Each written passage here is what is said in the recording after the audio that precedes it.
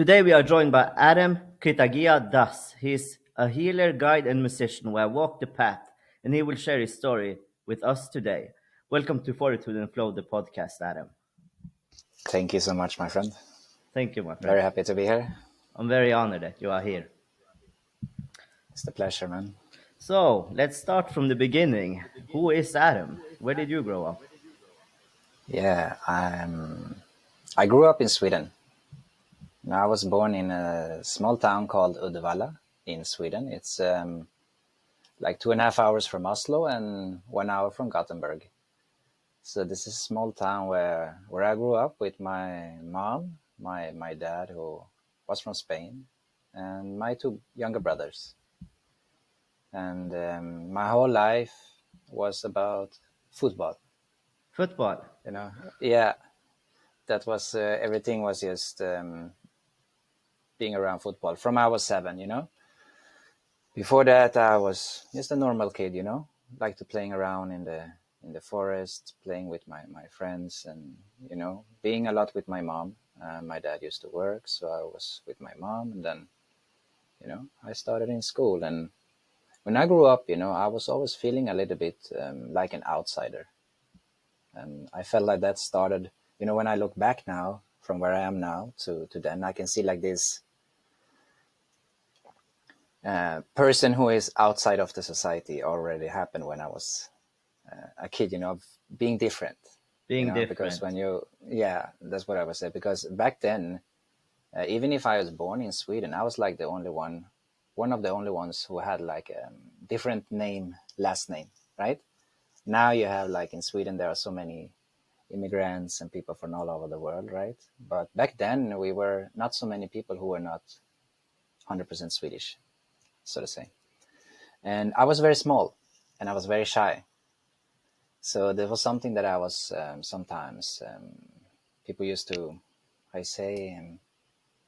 be bad at me because of that, because they play with me and doing jokes with me because of, what my name and how I looked, and I was small and I was feeling very not so secure about myself, so to say.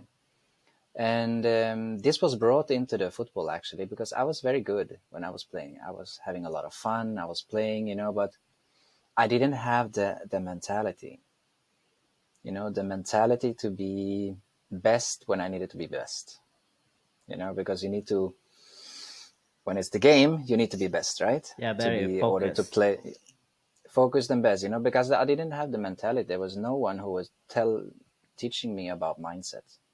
And why I'm telling this is because this is something that I have learned myself or through masters and good people through my life, train myself up, to become mentally strong.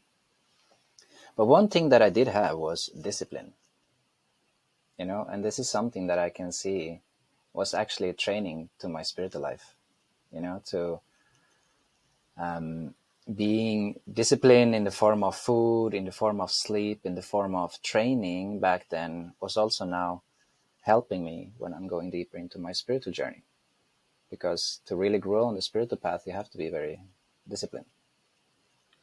That's very true. Mm-hmm. So, but I can see it like there was a mix of disappointment for me because I wanted to be a professional football player, right? So when I became like 18 to 20, I started to realize it's not going to happen, right? Because I never get the chance also, I was a very good player, but the trainers never let me play, you never get the chance to play, and then you're going to be on top of the game and stuff. So I lost, the interest, and it took me actually 2 years to get over that, because it was 15 years of, how can I say, dedication. Yeah, and it's a Right? lot of dedication, 15 years. Yeah, from 7 years to 2022, somewhere there, right? And then around when I was 19, the music came in because I grew up, when I was like 13, 14, hip hop came into my life, and Tupac came, and it was actually around the time when he was being killed, but back then you were young and you didn't understand. It was 96. 96, yes. Yeah, so I grew up on the West Coast hip hop, the Tupac, the Snoop, The golden the years. yeah, the very good years, with the Ice Cubes and the NWA and all this gangster rap. So every morning when I went to school, I put the Tupac All Eyes on Me on the highest volume. Go out to the kitchen. My mom went in to put it down, and I become angry. I went in, I put it up, because I want to hear it. I So love so Tupac so too. yeah, yeah. He was amazing. He was more than a musician, actually. Yeah, yeah, it was. Uh, and when I look back now, I could see the deepness in his lyrics, and the rebel he had inside of him, because there was something also that grew up inside of me. You know, I was a pretty cool child, until, how you say it in English, when you become like 13, in that 13 to 19, those 6 last years of the school, I become a little bit more intense, so to say, right? Because I started to rebel. First, because of the hip hop that came in, you become like a more attitude, into the consciousness, and but it was still like I didn't do the bad things. I never hurt anyone. It was more like the attitude changes, and then when I started the, how you say, gymnasium, how you say that in English, the high school. Do you Yeah, say it's that? high school. Yeah, Yeah, the 3 last years, I become more rebel-like. So I could stand up in the class and scream at the teachers because I felt that they were teaching me the wrong things about religion, about the Swedish, about all those things, different type of things that I learned. I felt like they was wrong. I felt like the teachers were wrong. So I started to understand already there that there is something that is not fully correct in this society. Why do they teach me this bullshit? Because this is not aligning with who I am, right? Why do I learn this? But my focus was still on football. So I was a little bit a rebel there in school. I didn't care so much about it. And then I went out of school, and then I left, actually, with my girlfriend that I had at that time. I left Uddevalla and I moved to Gothenburg. So I left and I moved to Gothenburg. And before I did that, we started to do music, me and I say my best friends. So I started to create beats, because I heard so much on beats through the years, and we started to rap, and we're doing concerts, and we were around, having fun. So when I moved to Gothenburg, I ended up separating with the girl that I was together with, and that was a big crisis for me. Actually, it was like my first crisis in life in that way of separation, it's hard at right? first, Because yeah, because there is something we no matter what it is here in life, separation is something we all go through, right? and Even it's if it's very a hard. DV. Can be. Yeah, it can be, right? And this is something I'm going to deeper with further on here in the conversation. The attachment to that, how that when you practice spirituality, how the attachment to relationships, to things, to situations don't bother you as much anymore. Because you start to realize more and more who you are, right? Because it's the identity you had with the body, right? With the person. That's where the separation comes. But when you are the soul, there is no separation. Everything is But we, one in yeah, that so sense. so we will go deeper into that. Yeah, I'm looking very forward to it. It'll be very interesting. So then I had a break for 2 years with the football, and then I started to play football again for fun, with the team in Gothenburg with some old Swedish legends, like Kenneth Andersson and stuff. They were like their legends in the Swedish '94 team who go to the bronze in USA in the World Cup. So I had a chance to play with them, which was a huge honor and very, That's really very cool. lovely. Yeah, very lovely. So that was a very nice thing to experience, to be with them there in the dressing room and play with them, and. So that was cool. But the music took over even more, because in Sweden we have this winter time, right? And when you go out and you train and you out and with the ice and the cold and you take the bus and this and that, you spend a lot of hours, and then you don't get the chance to play the games. I was like, I'm just wasting my time here. So I did more enjoy to go home and just make beats. I can And understand that. When you hook to music, you really are. What does music mean to you? everything. I'm not sure I would be alive today if it wasn't for music. Actually, it has done so much for me, man. It's um, it's one thing to listen to inspiring music, but it's another thing when you create it yourself, because it's like an expression from a deeper place within you. Indeed, it is. Yeah, and that you can hear from artists. They're like real artists, like real artists who express themselves from the soul. You can hear it if you go to like legends like Bob Marley, Tupac. You go to others like John Lennon and Prince and all those great heroes, artists. You know that they have a soul inside of the music, right? It's not like today they use AI. I use AI also in a way when I mix and stuff. You know, you can use it to speed up certain processes, but to use AI to fake voices and stuff, it doesn't become real, right? No, I mean those artists you mentioned, you can really hear their soul in their music. It's so deep. Hmm. His Yeah, and there poetry are, is everything. yeah, yeah, definitely. And as I grow up now, you know, I can appreciate different types of music in a different way. Before, when I was younger, I was very like stubborn. It's only hip hop. I was even like I didn't even listen to East Coast hip hop, you know, because I was like so into the into the West. You know what I mean? I was like following the beat. You know what I mean? It Yes. was like so Jay Z. No, I don't listen to him because he's from the East, and you know stuff like that. You know, but I was being very very stubborn. You know. Um, in a good way, in a bad way, you know, because this stubbornness also makes me very going my way. I'm not letting anyone mess with my way and where I want to go, you know, and this has also helped me, you know. And sometimes because the ego comes in the way, of course, but it also helped me a lot, you know. So let's see here where we can wrap up here. One other funny story is, you know, my grandfather, he used to put like 200 crowns into an account for me and my younger brothers from when we were small, so we can get a driver license, Ah, that's nice. right? Yeah, it was very nice. So when I turned 18, I took the money out, right? But I didn't get the license. What did you get? I buy myself a MPC. All You right. know what MPC is? Yes, I Yeah, it's do. like the music production center where you make beats.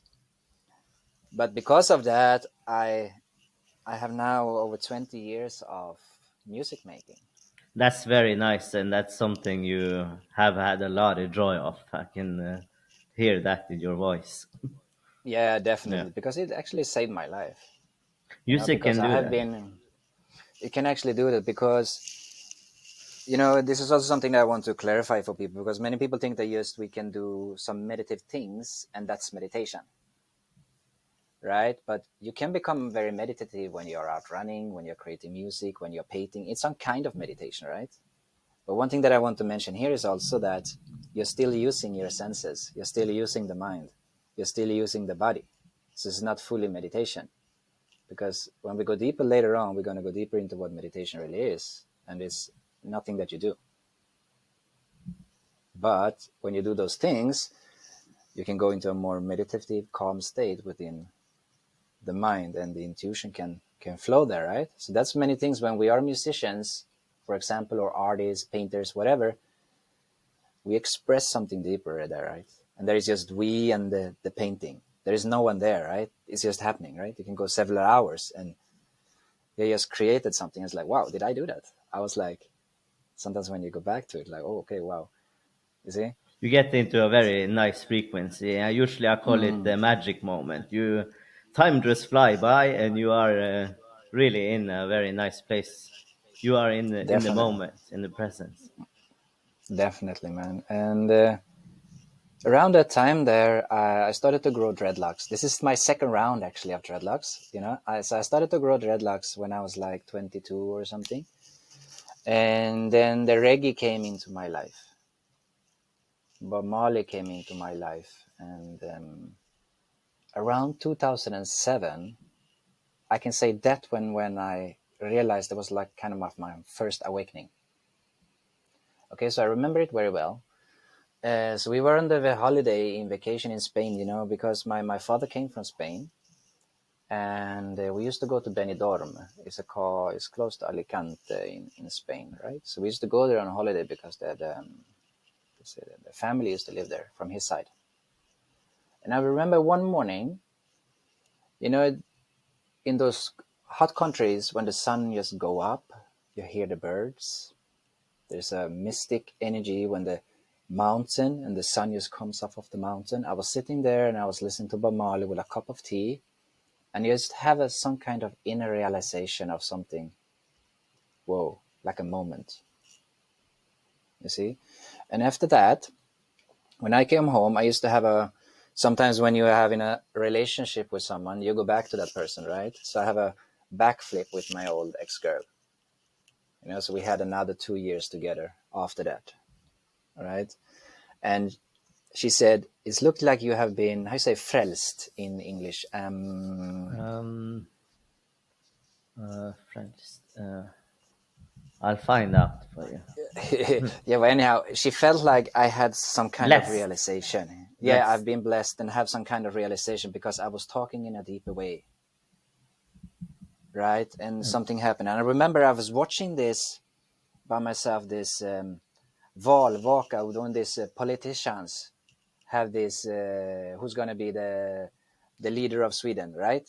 It was And election. I was the selection, election or whatever, and I was looking at it and I was like, I don't like those guys. They are not kind. And I was like starting to be upset.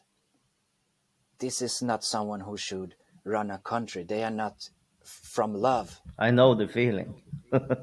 So Yeah. so there also this rebel started inside of me, because I started to grow up this rebel inside of me, and started to watch what's going on in the world with all these happenings, the 9/11s, the how you say, the Illuminati, all those things also came into that period of awakening and stayed for many years, so there was actually many depressive moments going through those things as well, because there's a lot of dark stuff happening in the world, and when you come from one side, that we all do, right, and we see the world looks like this, hey, here's another coin, another Yes. side of the coin, which is actually disgusting.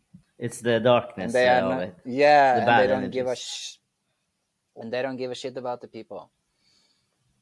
So I started to read, about Malcolm X, Martin Luther King, Haile Selassie, Che Guevara, Dalai Lama, Gandhi, all those freedom, I Great. say, spirits, Yeah, great freedom fighters. Yeah. whatever you want to Yeah. call it. Yeah, yeah. And when I read Gandhi, something happened inside of me, because he was always talking about the Gita, the Bhagavad Gita. I don't know if you know about the Bhagavad Gita, I'm what it actually is. reading it right now. Ah, amazing, amazing. Yes. Yeah.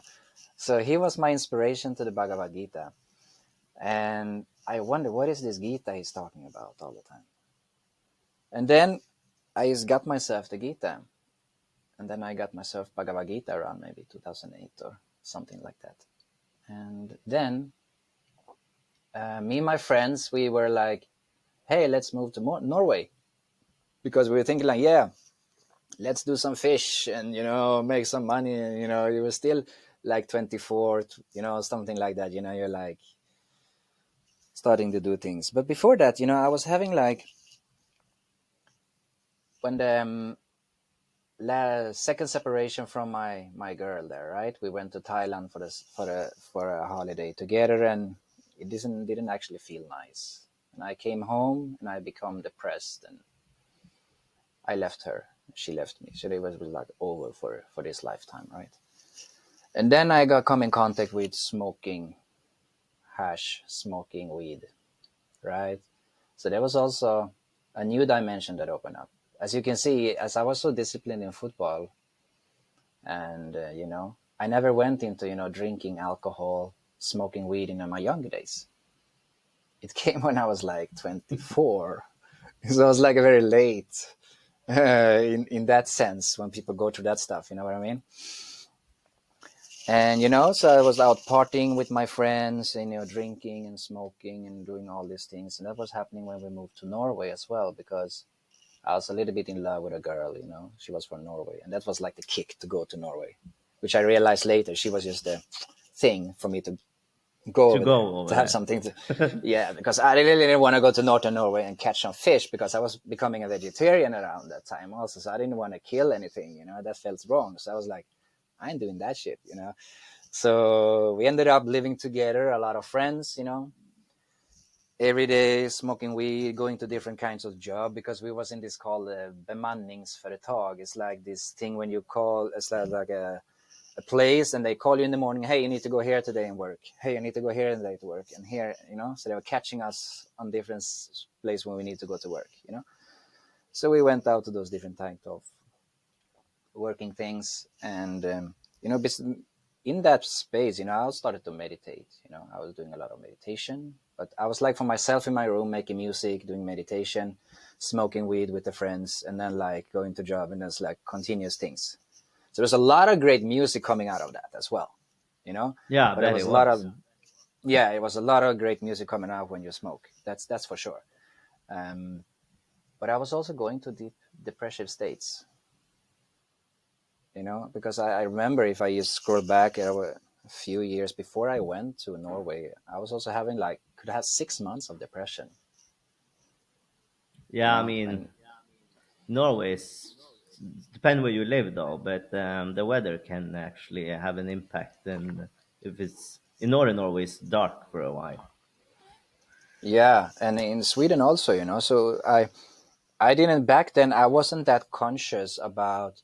Yeah, it's a trick from my mind. I can jump out of my mind, because my mind was still such a dictator. Yeah, I The understand. mind is the mind is still Yeah, there, but the mind cannot take me today as it did back then. It's impossible for me to be like depressed today in 6 months. It cannot happen, because I have such a control of my mind today that it cannot come into me. You know what I mean? But back then I didn't understand, so I was like going through my own emotions, my own feelings, and was just depressed, and I didn't understand. I was going to a psychologist, I was talking to a guy, and I was like, what's the meaning of this? So I think it was a blend of leaving my old life of a football player, being alone, being in separation for the second time, and not knowing what I should do with my life. yeah. You I know what I mean, mean? after you have been so disciplined in football, always having that goal, when that goes away, it must have been a void for a while. You're trying to find something else for yourself, I would guess. Yeah, But you it had the was. music, which is I had a music, huge. so I was working. Yeah, that was the thing. I was working in kindergarten and school. So I was taking care of the kids, and already there, I had this urge, like I want my own kids. I had this urge. I need a son. I need a daughter, and I was like very, very already in the early 20s that I wanted that for my life. Um, that happened a little bit later. We're going into that soon, also. But music was the thing, because it was not like I forced myself to find something. It was like more spirituality started to come, and the music came in, and I was starting to making beats. And back then, it was such a nice vibe, because you had this thing called MySpace. I don't know if you remember that. I remember MySpace, yes. Yeah, I it do. was so nice, because you could just text like great artists in America, big rappers and everything, and you get in contact with them, and you're sending beats to them. So I was working with a lot of nice artists back then in a very simple way. That's Today is awesome. much more, yeah, today is much more of a hustle to get a good artist, of that, so there were coming a lot of great artists to Gothenburg, like Lutan Fire, Junior Kelly, those kind of reggae artists came, and I passed beats to them, and rhythms to them, so I could be in contact with their manager, and there were very nice things going on in the music, in that way. But after all my friends left the music, they I was that was also something that made me very disappointed, actually, because all my old friends, they wanted to continue with a regular life. I didn't even understand that. One moved to another side or other part of the country and wanted to have children. Another wanted to have regular jobs. And I'm like, what about the music, guys? So I was like very disappointed, and I was like, because I had always this, I want to do what's fun in life. I don't want to waste my life. You know what I mean? It's like, and I never understood that. Um, so that is actually one thing that I help people with today, is to find that inspiration to do what you love in life. Being the best version of yourself. Yeah, and allow yourself to take some risks and to follow what you think it's important in life. A lot of times people can really feel that this is not right for me, but they still do it anyway. Why do you think that is? Because of fears. Yeah, makes sense. At least it's something they Because, know and is comfortable. But yeah, it is, because if we have a roof over our heads, if we have an income, we think that we are secured. yeah, we think so. That's fake security. But we believe it's the real security. But real security is to have fully trust in yourself, to have trust in God, and that you are taken care of. I mean, if you listen to the old scriptures, or even if talkings about Jesus in the Bhagavad Gita, in the Vedas, there's faith. Without faith, you cannot move anywhere in life. I mean, I'm Hindu myself, but I believe in all saints. I believe in all traditions that going towards God, right? I respect everyone, that no matter what you believe in, because I think that is important. That is also a big problem in the world today. You believe in this and I believe in that, so we cannot be friends. You have not vaccinated yourself, I'm vaccinated, so we cannot talk to each other, right? Just have different opinions, what you like and what you believe in. It's not a big issue. We can have discussions about it, we can have reasons about it, and see if we can grow when we talk to each other, right? Yeah, and learn something from each other, actually, a lot. Definitely, definitely. And many people also need to value their own experiences. Hey, I'm reading this book and this book is the truth. Yeah, but what's your experience about that book? Because a book, man, is like a map. Yeah, No matter if the Bhagavad Gita, the Quran, the Bible, whatever it is, it's like a map, right? And inside of the map, there is the roadway to the treasure, which is God. So the book can help us to discriminate what we have in the mind and the ego that's in the way for us to find the treasure, right? So we cannot just trust the book blindly, because it's just dry knowledge until it becomes like devotion and love inside of our heart. Then we can really understand. If you read the Bhagavad Gita, you say, read it today. If you read it tomorrow, you're going to have a new experience of it, because you have learned something new. It never gets old. Krishna knew this because he gave it to the world for 5,000 years ago. And it's still relevant today. it's Correct? very This is, interesting, that book. yeah, because it's life itself. Bhagavad Gita is showing us life itself, how we go through those fears and how we can, go into deeper understanding of who we are, to realize ourselves. And yeah, so I don't know if how much more you want me to go into the personal story, if you want to go deeper, or what you want to do, because we ended up now somewhere in Norway, right? Yes, we are in Norway now, where I grew up, Yeah, where in Norway did you grow up? in Tromsø. I lived there for 2.5 years. Yeah? Alright, when Yeah, was man. this? This was around 2013, Alright. I was there too around that then. area. Interesting. I never met you, man. No, strange. Yeah, we'll tell you about that story soon. We're going there, in a few moments. Yeah. So anyhow, I went there in Oslo, and yeah, was just creating music, doing this work, and smoking weed with my friends. And then I met the mother of my son. So we fell in love and we started to hang around. And then I moved away from my friends. right? So I started just moved for myself for a while, and then I could go deeper into meditation, deeper into music, because there was not any noise. I was still meeting my friends from time to time, but when you live with in a collective, there is so many energies, there is so many people, and for me, I was very disciplined.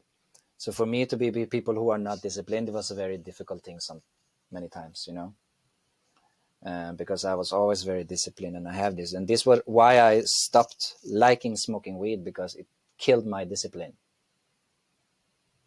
I became Yeah, lazy that can because there is happen. a laziness. Yeah, there is a laziness inside of it, and I started to dislike it.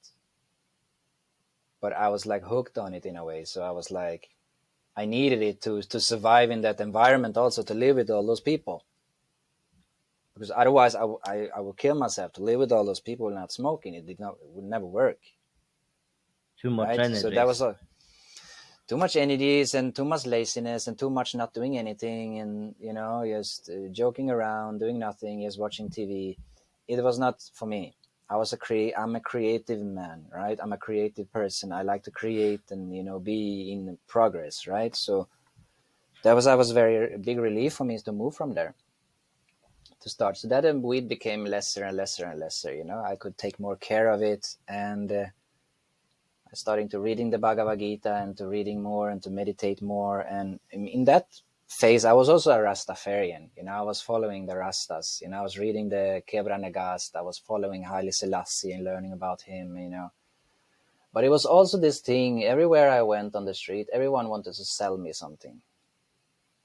I don't know if you have been in Grönland, in Oslo. Oh yes, I have. I did study Yeah. nearby there. So everywhere, every corner I went, there was some guy that wanted to sell me some stuff. And I was getting tired of that. Right? So in 2011, there was another big shift came to me. First and foremost, I was introduced to orgonite energies. Orgonite? It's like it's like life force energy in crystals that you can Yes. create Yeah. to for the environment and to enhance positive, negative energies and stuff like that, right? So I was introduced to that by a guy, and then he introduced me to Reiki healing. And that Reiki was the healing. same time Reiki, yeah. So that was the first was a healing that came to me in my knowing, that I was initiated into. So he initiated me on distance, and I have some great experience into that. That was like, whoa! I still remember it today. How I was sitting at a pouring lake that I could see, and I was sitting there by myself, and I was listening to the nature, and I can hear some music, and there was rainbow colors that I experienced when he was initiating me into that. And that was the same time around when I got the call that my dad had cancer. So that came like in between those two things. So then I started to heal him and help him in the hospital. And I remember one of his last days, he said, Adam, you need to combine your healing with your music. I didn't fully understand then. And today we are creating healing music, me and my wife. So we're like, Nice. yeah, so we're like doing like hip hop beats with mantras, and I do also some rapping and singing, with very conscious, deep lyrics. Like if you go to the Midnight in Reggae and Tupac, Bob Marley, it's like a mix of those that I go, how I express myself, but also in a more Vedic Hindu way as well. Talking about meditation, talking about yoga, the pranayamas, and all those things. Things that I don't share with people out, I do it in the music that way. So giving like knowledge. Um, Through your music. yeah, exactly. So that's something that I love to do today. But I didn't understand what he meant then. And I remember he was sitting there, and he was like, because I was playing him some very nice mantra music, and I could see like he was always going into ecstasy. And I was like, whoa. So that song we actually took to his funeral All and right. played there in the church. And that was a very, very strong strong experience. I went forth and back from the hospital. I was in Sweden a lot then, and then I went home for a couple of days to Norway because he was feeling fine. What you can do in that in stage is that sometimes they can become a little bit better, the cancer people. And then when I went there, I got the message, and he called me, and I could not even hear what he was saying in the phone. He was like, I could not even hear his voice. And then I understood that he's passing away. So I was like getting some kind of very, very strong experience in my body. I was throwing up, and then my uncle come to get me in the middle of the night from Uddevalla, and he drove me back to the hospital, and then I could be with him there. But my brothers and mom was with him when he was dying. And at that time, he was holding a necklace in his hand that was from John of God. So John of God was a very, very famous healer. Today, he is locked up. He is in jail for many, many things. This I didn't know then. Okay, so he was some kind of inspiration for me because he was like the greatest healer on earth, the most famous healer, and many people went there to Brazil to be healed from him. So this was something that was very fascinating for me. So my mother's cousin had a necklace from him that she gave to us, that my dad had it in his hands when he was dying. So that was like the first connection from John of God. And I remember also my best friend back in the days, his mother had a book of John of God in his library that I was also fascinating about. And I was like, what is this? Who's this guy? It was something that was in the back of my mind. So this comes a little bit later, more about John of God, but then, yeah, life continues. And we went on a holiday to Turkey, me and my wife and her family, and she got pregnant there. And it was the same day where were going home was when this Breivik thing was happening. Yeah, 2011, Yeah, exactly, 22nd of that July. summer. Yeah. Yeah, that summer there. So we came home to the airport day after it has happened, because we were seeing the bombings and the things in the news in Turkey, which was like, whoa, what's happening here? Because then I was also a little bit into conspiracies and stuff, so I was like, what's really going on? And is it their own government bombing themselves, stuff like that. But it was a bit scary to come there in Norway. You see, those going with the, MP5s, and it was, yeah, everyone was yeah, on alert because it could be new terror threats, yeah, attacks. yeah, it was crazy, man. And so back then we came home, and then we realized she was pregnant. So I just had like 3 months of serving for my dad, and then it was on to the next stage. Yeah, a And what lot was also happened in a very, short time. yeah, a lot of things happened in a short time. And was also happening with was because me and my girl from that time, we fell in love, and that state. Maybe if you've been in love, it's very nice when you are in love in the beginning, but just when we were there in the beginning, her father hanged Oh, himself. Yeah. horrible. So yes, yeah, it was terrible. I remember we were on the way to the dentist, and she was like coming out the stairs, and she was like, "He's dead," and then she got the info that he was taking his own life. So that was also a very, very big impact on our relationship. When you're like in this new state of being in love, and that came, you go into that, and when we came out of that, take like 6 months or whatever, then my father died, and then after we go through that a little bit, she's pregnant. There's another phase in life. So really don't got the time to really Process everything and process. embody it. Yeah. So that's why when with my dad, it has come like in just certain regular times through life that I'm just crying like crazy. Stages. And you go into that like maybe 3, 4 years later, 5 years later, you just get into a state when you're just crying for him. You miss him. You're going through emotions and situations.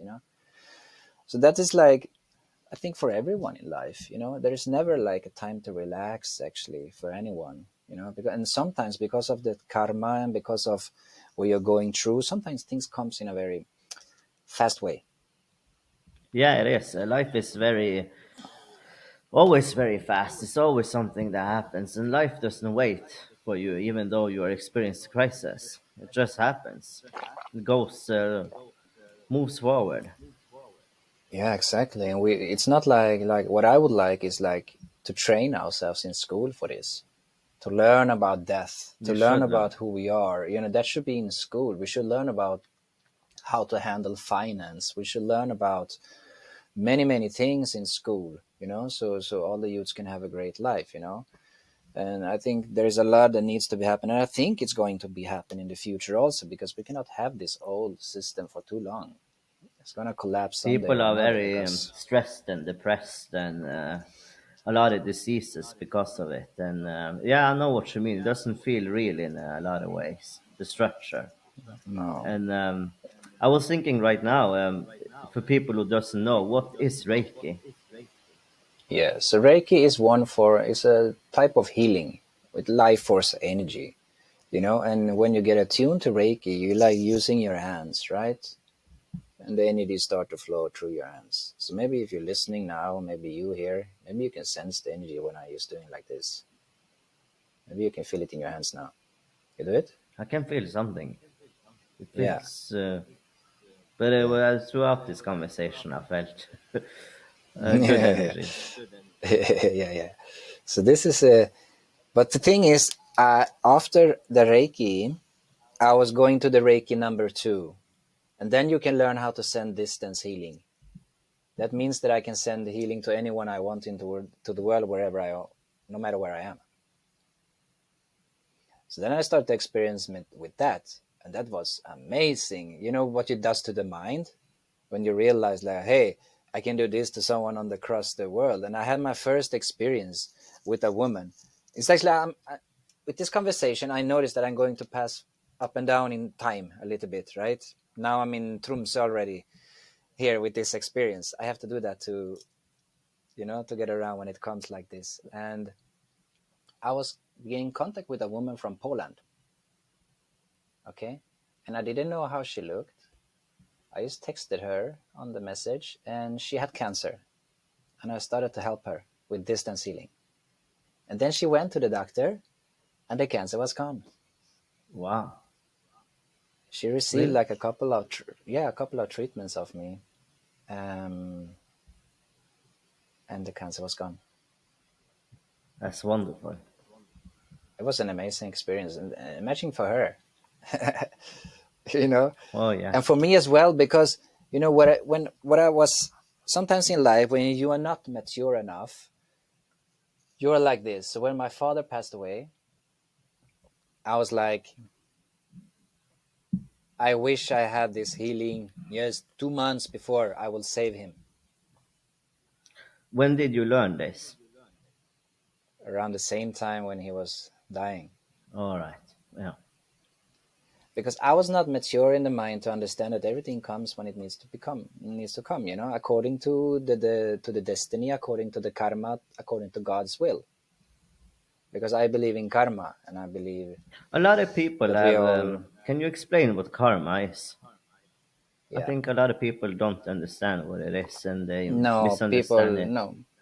Yeah, for sure. So karma actually is action. So when you do an action, there is a reaction. As simple as that.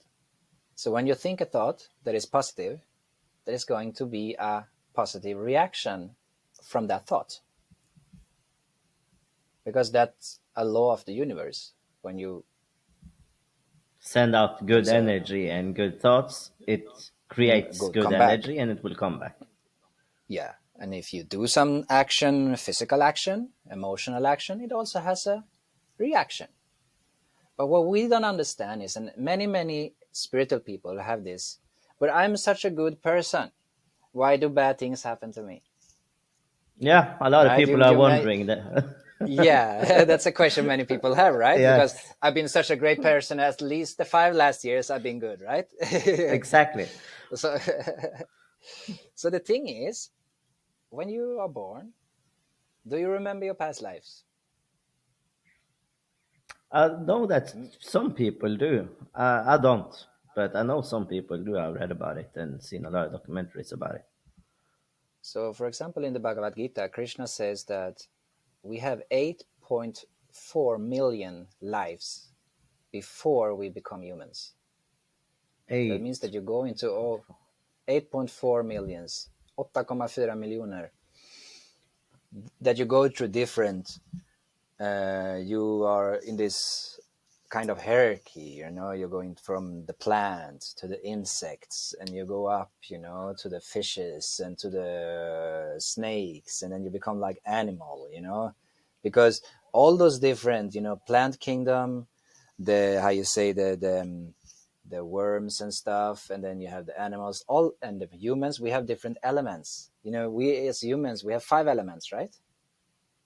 Yes, Earth, you can mention. Yeah. water, fire, air, and ether. But if you go to a mammal, they don't have the ether element. They only have 4 elements. If you go to the birds, they have 3 elements. If you go to the snakes and stuff, they have 2 elements. If you go to the plant kingdom, they have 1 element. The elements are following you when you live here on the planet, right? Because the ether element is what you connects you to higher consciousness. You see? And also, we humans, we have a spine.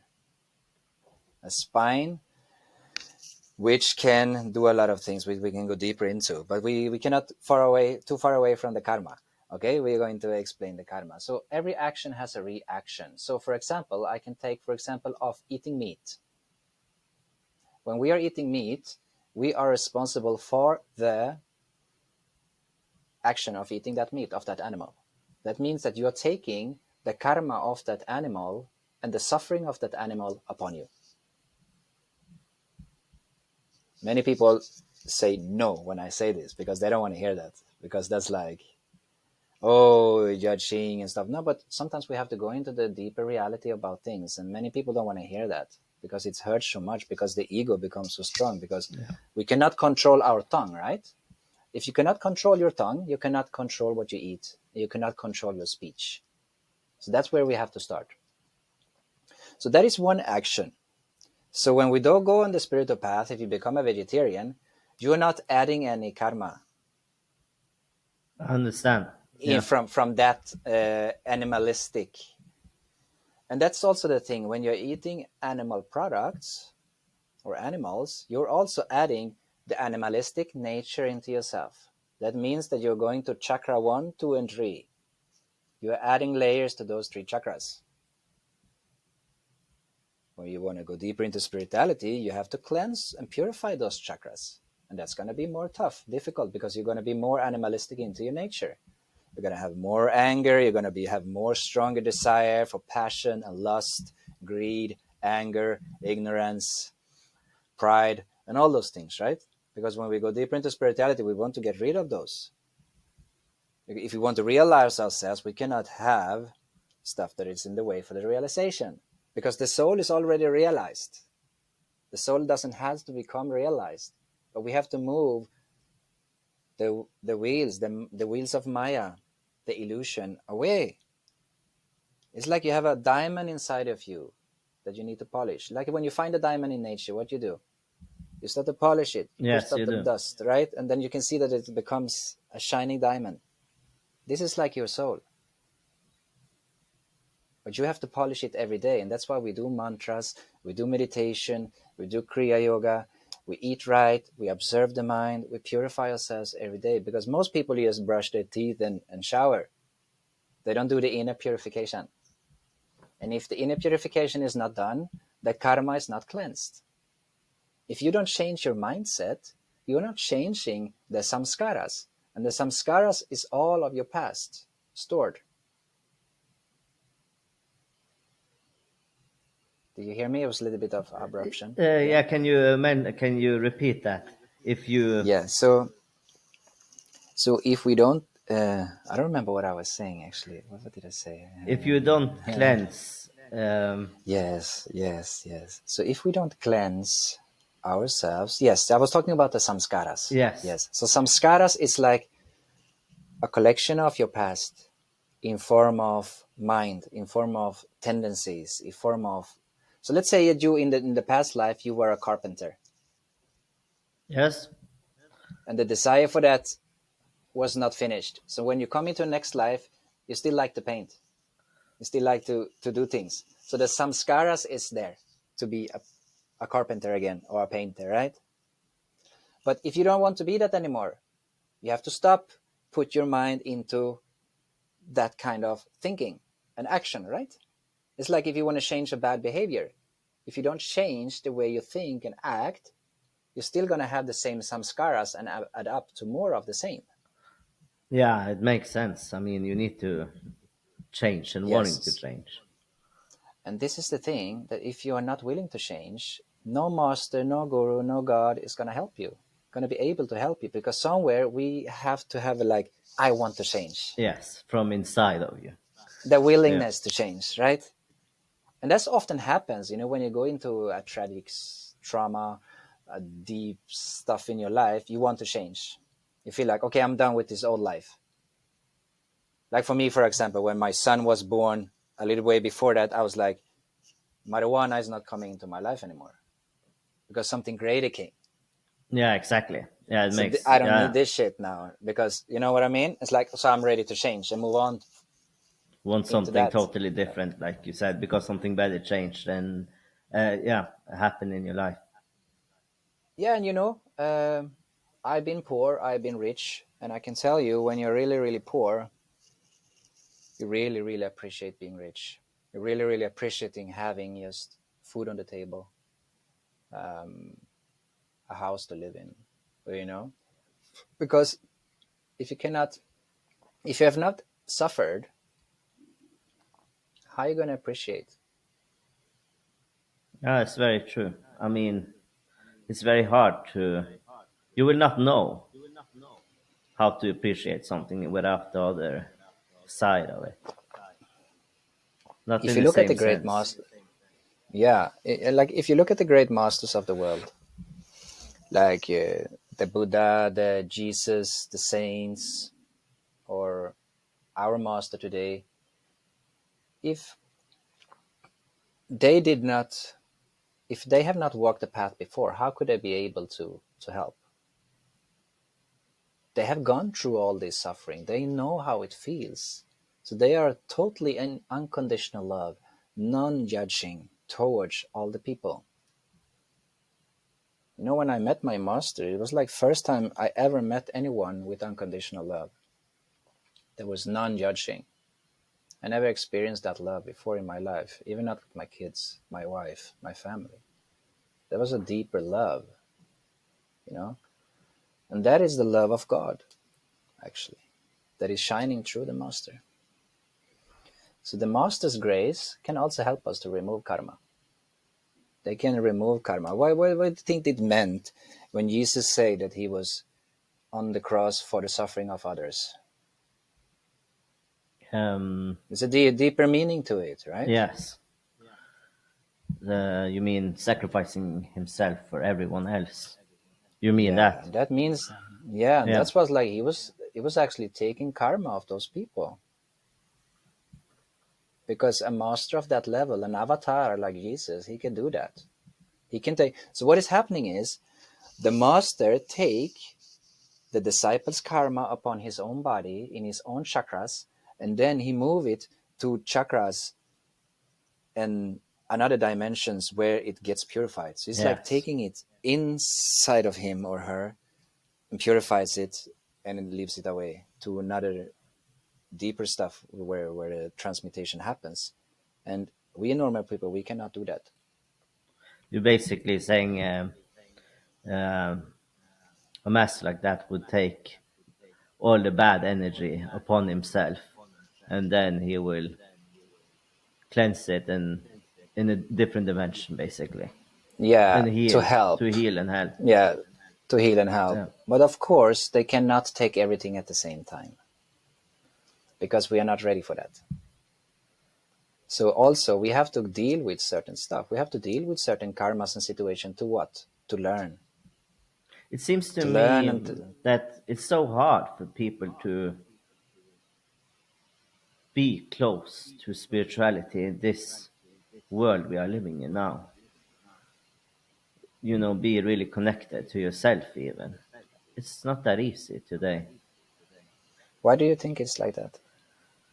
I believe it's because of all the stress and all the competition and everything that we probably learned way back in school, that we need to always be better, become better, and it's always responsibility outwards to everything outside yourself, and then you forget about having responsibility towards yourself, like you said, that you need Hmm. to polish the diamond, you need, yeah, and polish yourself.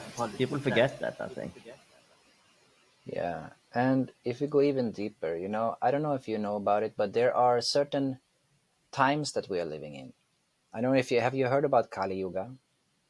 I've heard of it, but you can explain more, Yeah. So please. Kali Yuga is the age of darkness. So why did Krishna do the Bhagavad Gita? He did it for the Kali Yuga because when Krishna was leaving, it was just in the transition to Kali Yuga. So just the same day that Krishna left his body, Kali Yuga started. So Kali Yuga is this dark age. And during this dark age, there is a lot of influence for what? The mind. That's why you see so many people having psychic problems. People thinking too much. People are stressed because there's so much into the mind. There is competition, there is wars, there is corruption, there is evil politics, there is always an agenda of not being into the heart, right? And that it's because we are living in that age. So the influences are upon the mind. So that's why we have been given mantras, to use mantras during this age of Kali Yuga. So when we do mantras during this age, it helps us. And actually, God is actually closer to us during this time. It's even easier to come to God, but we have to understand the way to do it. What could be You a see, it's, mantra to do? What? so mantras are, first of all, mantra are like man and tra. They're like two. So man means mind, and tra means like protection. So mantra means like protection of the mind. So I don't know, you have maybe heard about Om, Yes. the sound of Om. Yeah. So the sound of Om you can find inside of the prana. So prana is chi, life force energy. When you breathe, there is prana inside of the breath. There is something called pranayama. In yogic terms, it's pranayama. In this new age, popular things, you call it breath work because it's a thing people sell today, right? Yes, it But is. pranayama means controlling of the life force energies. So when we do pranayama, we can start to fuel this temple with electricity. So when the sun is shining on vegetables, it creates prana inside of the vegetables, which means electricity. When you eat food that has a lot of prana, you get a lot of electricity into this body. What kind of food So would that this be? vegetarian food, Yes. vegetarian food, and also, today we have a lot of fake food in the vegetarian business, so it's very difficult, and especially if you live like a country like me in Sweden and maybe Norway and stuff, it's not so easy to get proper and nutritious food. But you can notice if you go to a farmer and you get a salad from that guy, you can feel the freshness of it, right? Or you eat a fresh tomato from Spain, regular eating it in Sweden. In It's Sweden, it does different. taste like shit, right? But if you go in Spain, like, wow, it tastes so much. Or a fresh mango from Nerja in Spain is like It's on an wonderful. avocado. Yeah, it's like heaven in the tongue, right? Yes. So that's why it has a lot of prana, because it has a lot of vibration from the sun. That's why you can have people, I know people who are breatharians, who doesn't have to eat food Yeah. because they are living on the pranic energy from the sun. Yeah, you have a lot of people. You have a Okay, lot of yogis who are breatharians. They don't eat anything. I know people who just drink. I know people who never eat anything or drink anything at all. They just live off the sun. very interesting. Yeah, Never that's a heard of deep. it. Yeah. It exists. It exists. You have many like that. So that's the thing. The prana, the life force energy. So the spine can be like a battery. You have the plus and you have the minus, right? So when we practice certain Kriya Yoga, for example, you electrify the spine and building up this battery of electricity. So, for example, you have like, say, from today until next year, you have going through a full year of a process of spiritual development, of traumas, of having fun, of you have been growing through a year, through the sun, through the planets, everything has happened through you in 1 year, right? So you have grown a little bit. But when we practice Kriya Yoga, you can in one breath do 1 year. Hmm. So Kriya Yoga is like the science and the jet plane to spiritual evolution. So this is something that is fully amazing, and that is because it goes through the spine. Instead of going through the planets, it goes through the spine. So you're doing that with the breathing and techniques through the spine with the prana. So prana, instead of prana just being simple life force energy, it becomes like cosmic consciousness. It becomes like higher consciousness within us. Is it hard to learn this? No, we're actually going to have a now in September. There comes a Swami here to us. They're going to have the Atma Kriya Yoga course. There are courses of this all around the world all the time. So if anyone like to learn Atma Kriya Yoga, you can always contact me, and I can send you somewhere in the world where you have teachers and you can learn it. You go for a two days training, and you get the techniques, and then you get the Shaktipat because it's from Mahavatar Babaji. All Kriya comes, and then you have Paramamsa Vishwananda, which is my master, who gave it to the world this time in this lifetime. So this is something that I recommend everyone, because Very if you really interesting. want to find yourself, if you really want to be in contact with the divine, purify yourself, and to reach God, Kriya Yoga is an amazing tool, because there is so many things today. You can go and shop in the bazaar everywhere today, right? You can get some tarot, you can get the shaman over there, you can get the Reiki session over there, right? And then you go to the next one the next week, and next week you pop over there. And this is very dangerous. It will lead you nowhere. You will just be full of different concepts, and then you need to handle that yourself. With what? Your own ego and mind, which is what? Limited. Yeah, I understand what you mean.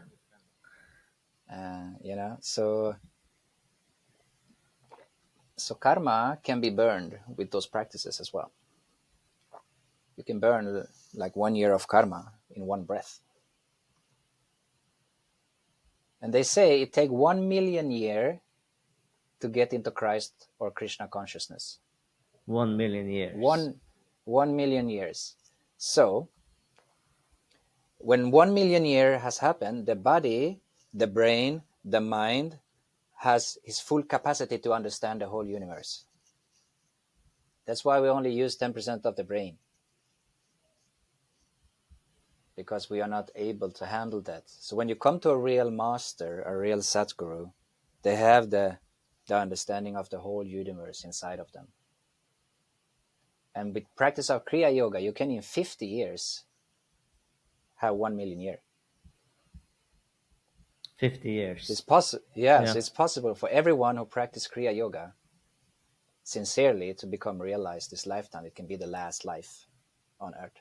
The Kriya Yoga is, can you explain more what that is? Yeah, so Kriya Yoga is like a science of yoga. It's not like normal yoga when you do postures. That's why didn't want to have yogi in my presentation, All right. Okay. because and I will explain why. Because a yogi is someone who is fully in emerged with the divine. So that is what yoga means, to be one with the divine, union with the divine. Today, everyone you go to the gym, they call themselves a yogi. It's ridiculous. Yes, true. They can even not even calm their mind for 10 seconds. So a yogi is someone who masters himself or herself fully. That's why I want to be very careful with calling myself a yogi. I can say that I'm on my way to become a Yeah, yogi. you practice that. I practice Kriya Yoga and I Yeah. practice yoga, of course, because there is amazing things in yoga. So Kriya, so Atma Kriya Yoga means like action with awareness of the soul. So the Atma, Mahatma Gandhi is like great soul or great spirit. So Atma is another name for the soul. Okay? So for us to come in contact with the soul, we have to have the mind to jump down into the heart. There's a travel of 40 centimeters, Travel which of can take 40 lifetime. centimeters, yes. Yeah, this is a quote from my master. He used to say Nice. this: "We only have to travel 40 centimeters. It's so easy, It's but not it that takes far. lifetimes." Yeah. But still, it is many lifetimes in foreigners, because to get the mind calm and to jump into the heart, we can start to merge the heart into the Atma. And then the Atma can go into the Paramatma, God, the higher Atma.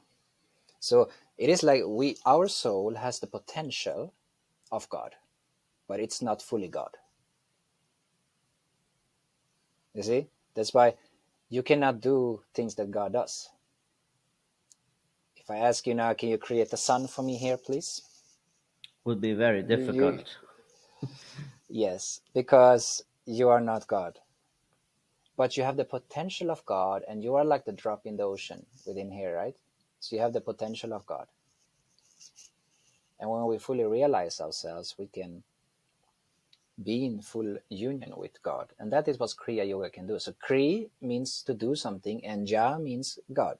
So we do something to come in connection with God. And this is a series where we do of pranayamas, mudras, mantras, chakra meditations, and a few asanas to relieve karma, to activate bhakti, which is devotion, 9 forms of bhakti actually, to come in deeper contact with ourselves, to calm the mind, and everything in life becomes easier because the mind becomes more calm,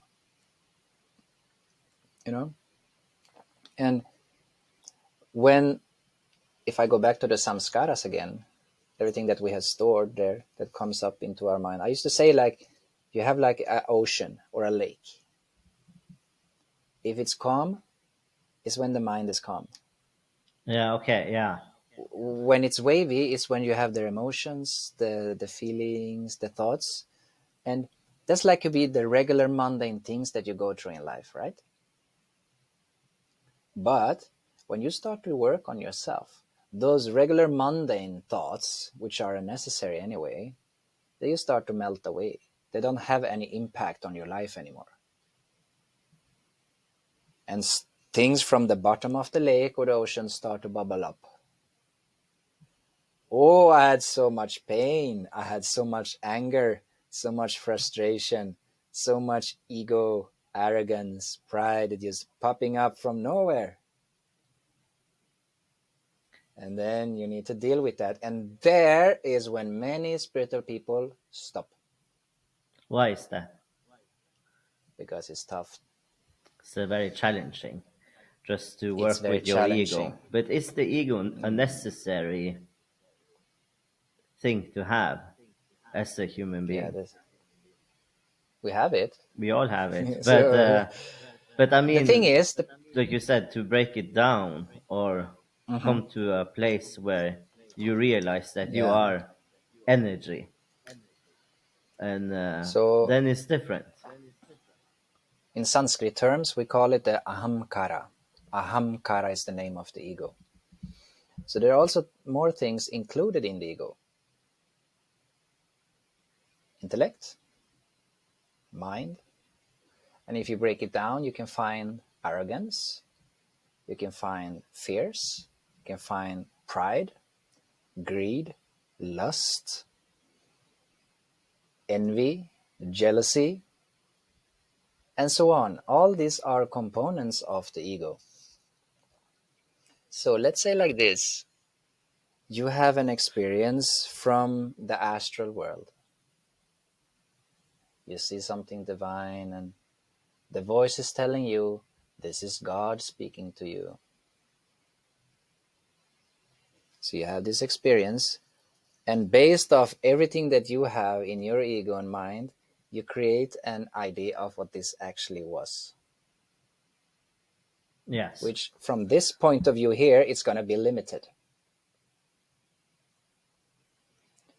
But if you will be fully realized, or a fully realized master will sit beside of you, he will just say, this is an entity in the astral world telling you that to play a little grand with you. Because it's not the fullness of everything. So this is the danger when we do, because I can also talk to spirit and all those things, but I'm very careful with it because we cannot really know. That's why I tell people, don't go to a medium and ask them what you should do in your life. Number one, they probably just want to make money out of it. And two, they don't have even fully realization about themselves. So how can they tell you what to do?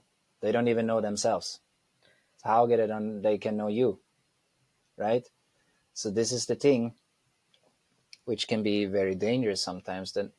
Why I'm saying this is I want to encourage everyone to trust yourself, not to Yes. talk down on anyone, because being a medium or being a healer is a gift. But I also say that because when you help someone else, you are creating a karmic bond with that person. And people don't know this. So when you are a healer, you're a guide, you're helping people, you're taking responsible for them. Are you able to handle that karma? I don't So think this is people something are everyone, aware of it, even a lot of times. people don't even know those things. Actually, this is secrets that I'm telling here because I have a chance to speak here. So I want to say something that can actually help people. But this is the thing. When people then have a very stubborn and strong ego that I know best, what I can say here or what someone can say to them can be like, no, I'm not going to listen to you. I know best. So this is a very nice symbol of the ego, actually, is I know best. Yeah. Right? That's what you can see with if you ask Mr. Trump something. I saw an interview yesterday that was like, they say, Oh. hey, Israel killed, civilians again, which is terrible and should be very, very, very strange. Things have strong, strict thing happen to that. But he's talking good about himself.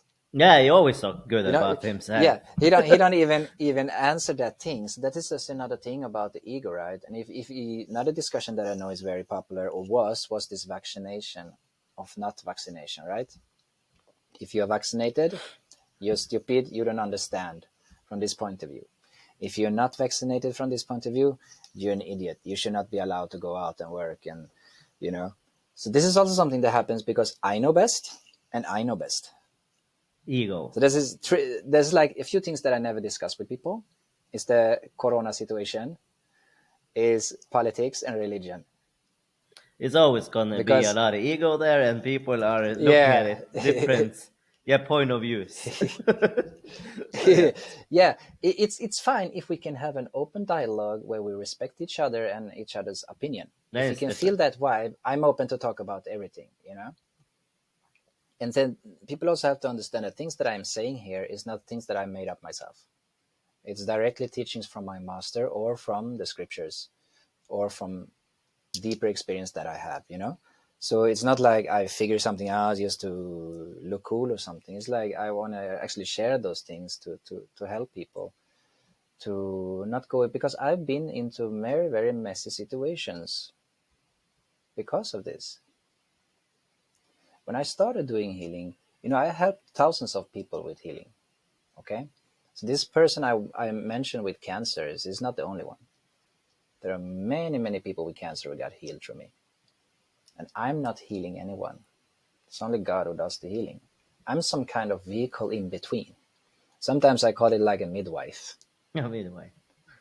I'm telling you, okay, push now, and you're gonna get rid of that disease or whatever, like, because I'm sending it further on because I'm too limited to do those things. I may be able to put my hands and sense energies and do things, whatever, but I'm never healing anyone. God does that healing.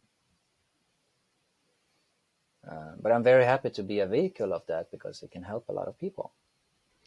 So when I started my journey, I had not done so much inner work, but all of a sudden I was a miracle healer. I remember I was in this fair in Trondheim. Okay, so this woman coming, she was having this multiple sclerosis. I don't know if the name in English is correct, but it's like this sclerosis things. She could not move her spine and walk and stuff.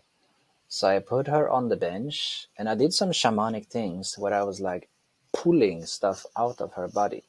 There is a video of this on Facebook. They were filming it when I was doing it. So I pulled stuff out of her, and a few moments later, she's fully fine. And we did interview her later to ask what really happened. She was crying and was like, "Wow, I don't know what understand what happened, but I'm fully fine." We talked to her many months later, and everything was fine. So it was an amazing Amazing. experience. Yeah, so many miracles happened, but I was not mature enough to handle it because I have not working with my what pride. So remember where I came from. I was a little small guy, not having so much confidence, didn't succeed in what I had in my dreams. So all of a sudden, I had this all attention on me. The great healer, I was going Mm. to fairs, I would have classes, courses with 50 people, several hundred people coming to my, how you say, when I was having stuff going on, right? And I could be this, I was like, in that time, it was so much fun, because it was something new happening in my life. So I was like, I'm going to ask the class now, if you have any pain in your body now, raise your hand. And then when I was done, 20 minutes later, I asked the same people who raised their hand, do you still have pain? And no one raised their hand. So I was like doing those kinds of things. It was from the ego, actually.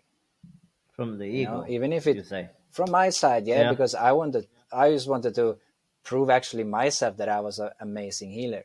All right. I understand. You know what I mean? So Yeah. this was a trap that I went in because I didn't have that maturity of myself there, right? It was still amazing because they were helped.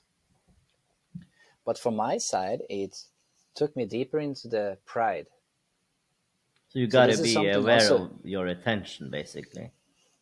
What's your intention with helping? You should always Yeah. serve from the heart without any expectations from what you're doing. So it's like when you're reading the Bhagavad Gita now, when you come to chapter 3, it's about karma yoga. So what is karma yoga? Karma yoga is actually doing service without expecting anything in return and do everything to God first. You put yourself away.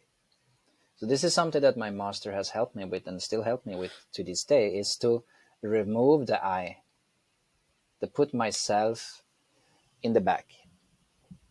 Because we always have this me first. What's in it for me? Yeah, it's a very typical thing for human beings. Right? We have this like, okay, if I'm going to go to do that, what's in it for me? Yeah. If I'm going to do this business, what's in it for me? If it is, did it, right? So that we always have ourselves first. But what about what's in it for God? What's in it for humanity first? It would be like such a more smarter way to go into a situation if you thought like that. It is actually very, very wise because you put your ego to the side. Yes. And if you go into a situation with that perspective, you would actually, I think, enjoy the situation more, but also something very good would come out of it. Yeah. When you actually do that, there is a natural satisfaction in the heart. Very interesting, that one. I'm So there gonna is try to something we practice that one. Yeah, do that. Practice it in the daily life, simple things, and just put others first, instead of putting our own interest first. It did a huge change for me when I was ready to do that. So that's the thing was very interesting because then I started to like help more and more people, and I went to see John of God in Brazil. So this was this called magical place, called Abadonia. So there was a place with a waterfall, and it was like a holy space with crystals under it. And you go there, and millions of people have been there. Thousands of people come there every day. So I was there, and because John of God was a guy who had spiritual entities come into his body. They took over his body, like King Solomon, Doctor Augusto, and different entities that have passed away. They came into his body and they did like psychic surgery on people. You could do the scalpel and cut people's eye and heal their eyes, and cut people up and heal them, and you can do many, many things and heal people miraculously like that. So I was very curious because I was so much into healing.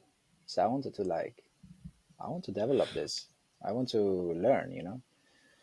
And so I went there and I had my experience because when I was, I think, 7 or 8, I was operated into my stomach. I was close to die.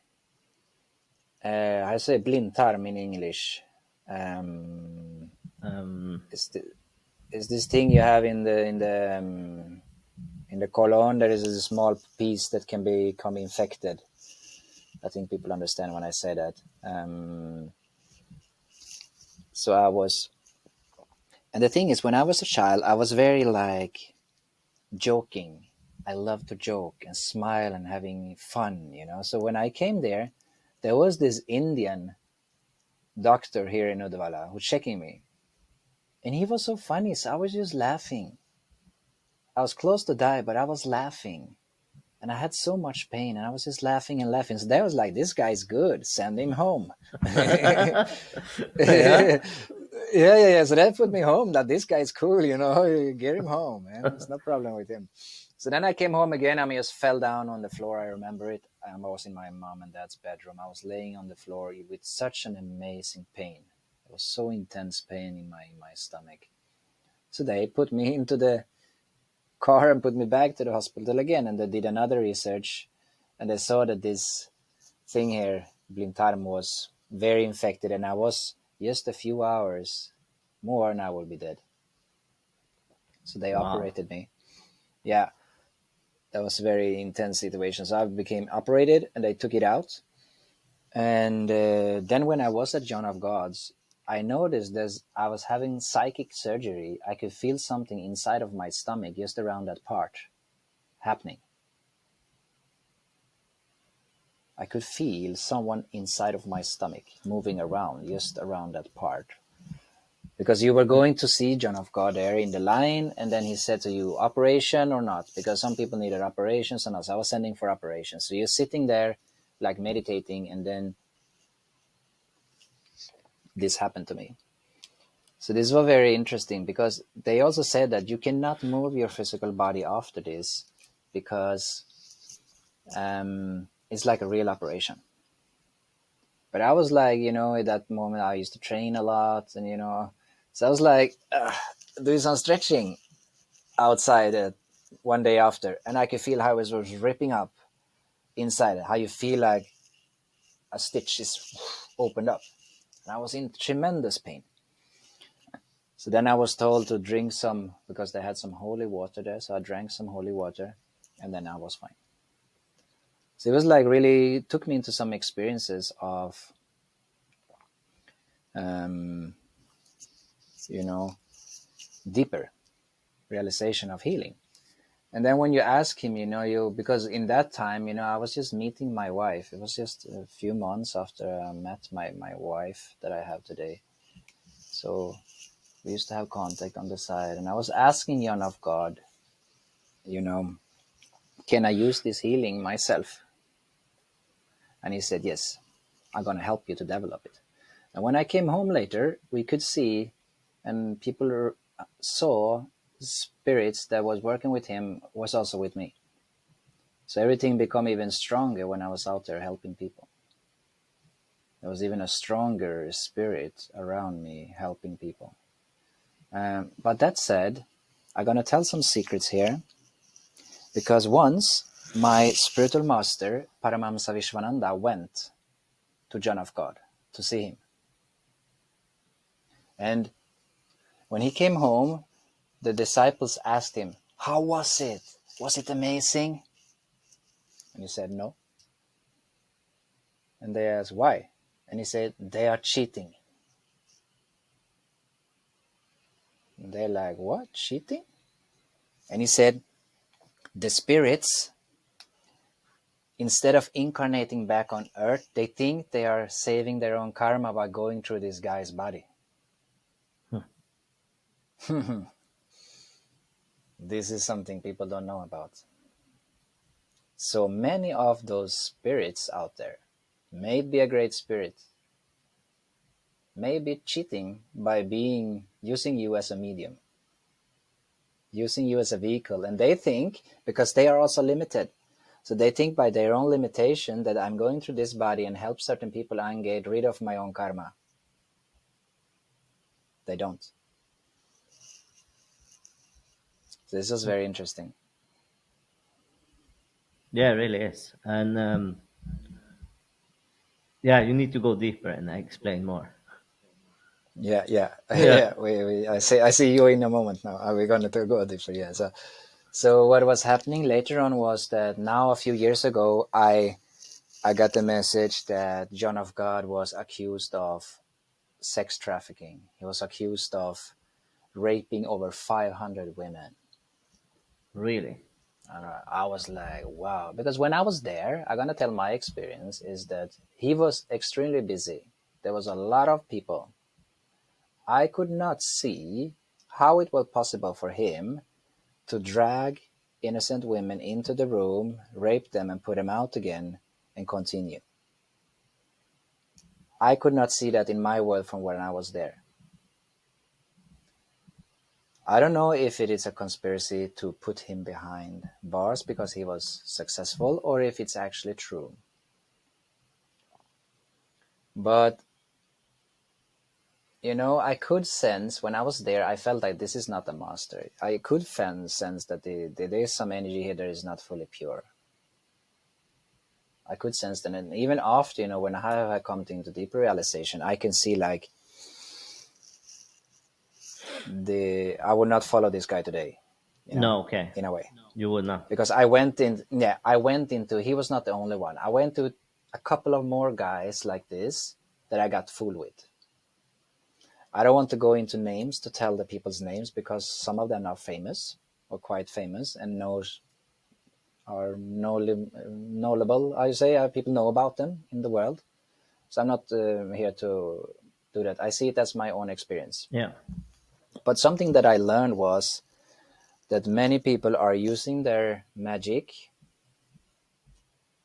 to make money and to get laid. Yeah, exactly. They are basically using, Yeah, yeah, taking advantage of the power they have gained or whatever you can call yeah. it. Many people do that, and some comes to the surface as well. Some people get, people comes into the world, and yeah. Well, anyhow, when I was living in Tromsø, because I moved there, so me and my girl at that moment and my son, when he was like 1.5, 1 year, we moved to Tromsø because we were up there, and in that time I was studying a lot of shamanism. And I was into the Incas. Me and her also have visited Mexico. We were in the Chichen Itza and we were visiting the pyramids, and I was into the Mayans. I was studying the Mayans. I was studying the Incas. That's where the shamanism came. I was studying Alberto Violdo, a very, very famous, great healer. So I learned a lot about techniques about shamanism that I also practiced during my own work, so to say. But when I were up there, there was such a great mountains, Oh and yes. as I had this feeling of, yeah, I want to have a family. I want to have a space for my family. So we ended up there, but we separated after just a few months because I'm a very deep man, and she's not interested in that path. So I want to be home doing stargazing, looking each other in the eyes, and have a deep conversation, and she want to go out with the friends and drinking wine. So it didn't really match. No, it's different. Yeah. So what I noticed was that she was meeting another guy very, very quick after. I'm not going to, because I have respect for her today, so I'm not going to go too deep into what really happened. But I every time I went to into the city of Tromsø, over the bridge there, right? She was working at Cafe Brenneriet on the right side when you come with the bus. And every week I could see them two together, very close after we broke up. So this was very, very painful Yeah, of course it was. because I was just like there and very shocked that it was like, we should not live together anymore, because I was like, we can always work on it, but no.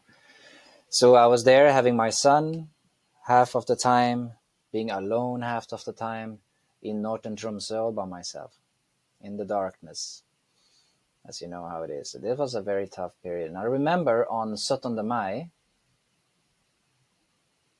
I had my son and I should leave him to his grandmother. And, everyone is celebrating there. They're outside of the Cafe Brenneriet at the little tori, that little thing there. There was so many people and everyone was so happy, but I was in such a darkness inside of myself. So I left my son, and of course I saw her inside there, and I was so angry. So when I went over the bridge, I was so close to jump from the bridge and take my life. That's That bridge is a bit famous for that. unfortunately it is. There's been a lot of actually several attempts for that, and sometimes people have died of jumping over the Yeah, bridge. Yeah, it's very sad when yeah, people it get is. to a certain point where people don't want to live anymore. It's very hard. I've been there myself, actually. Now that you are sharing, Mm, I've been there myself. I did an attempt one time, but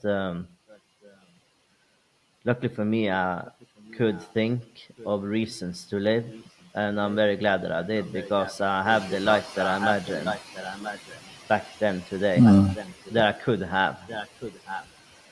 But I know how it is to be yeah, in such a dark place where you are so desperate, and so it just happens.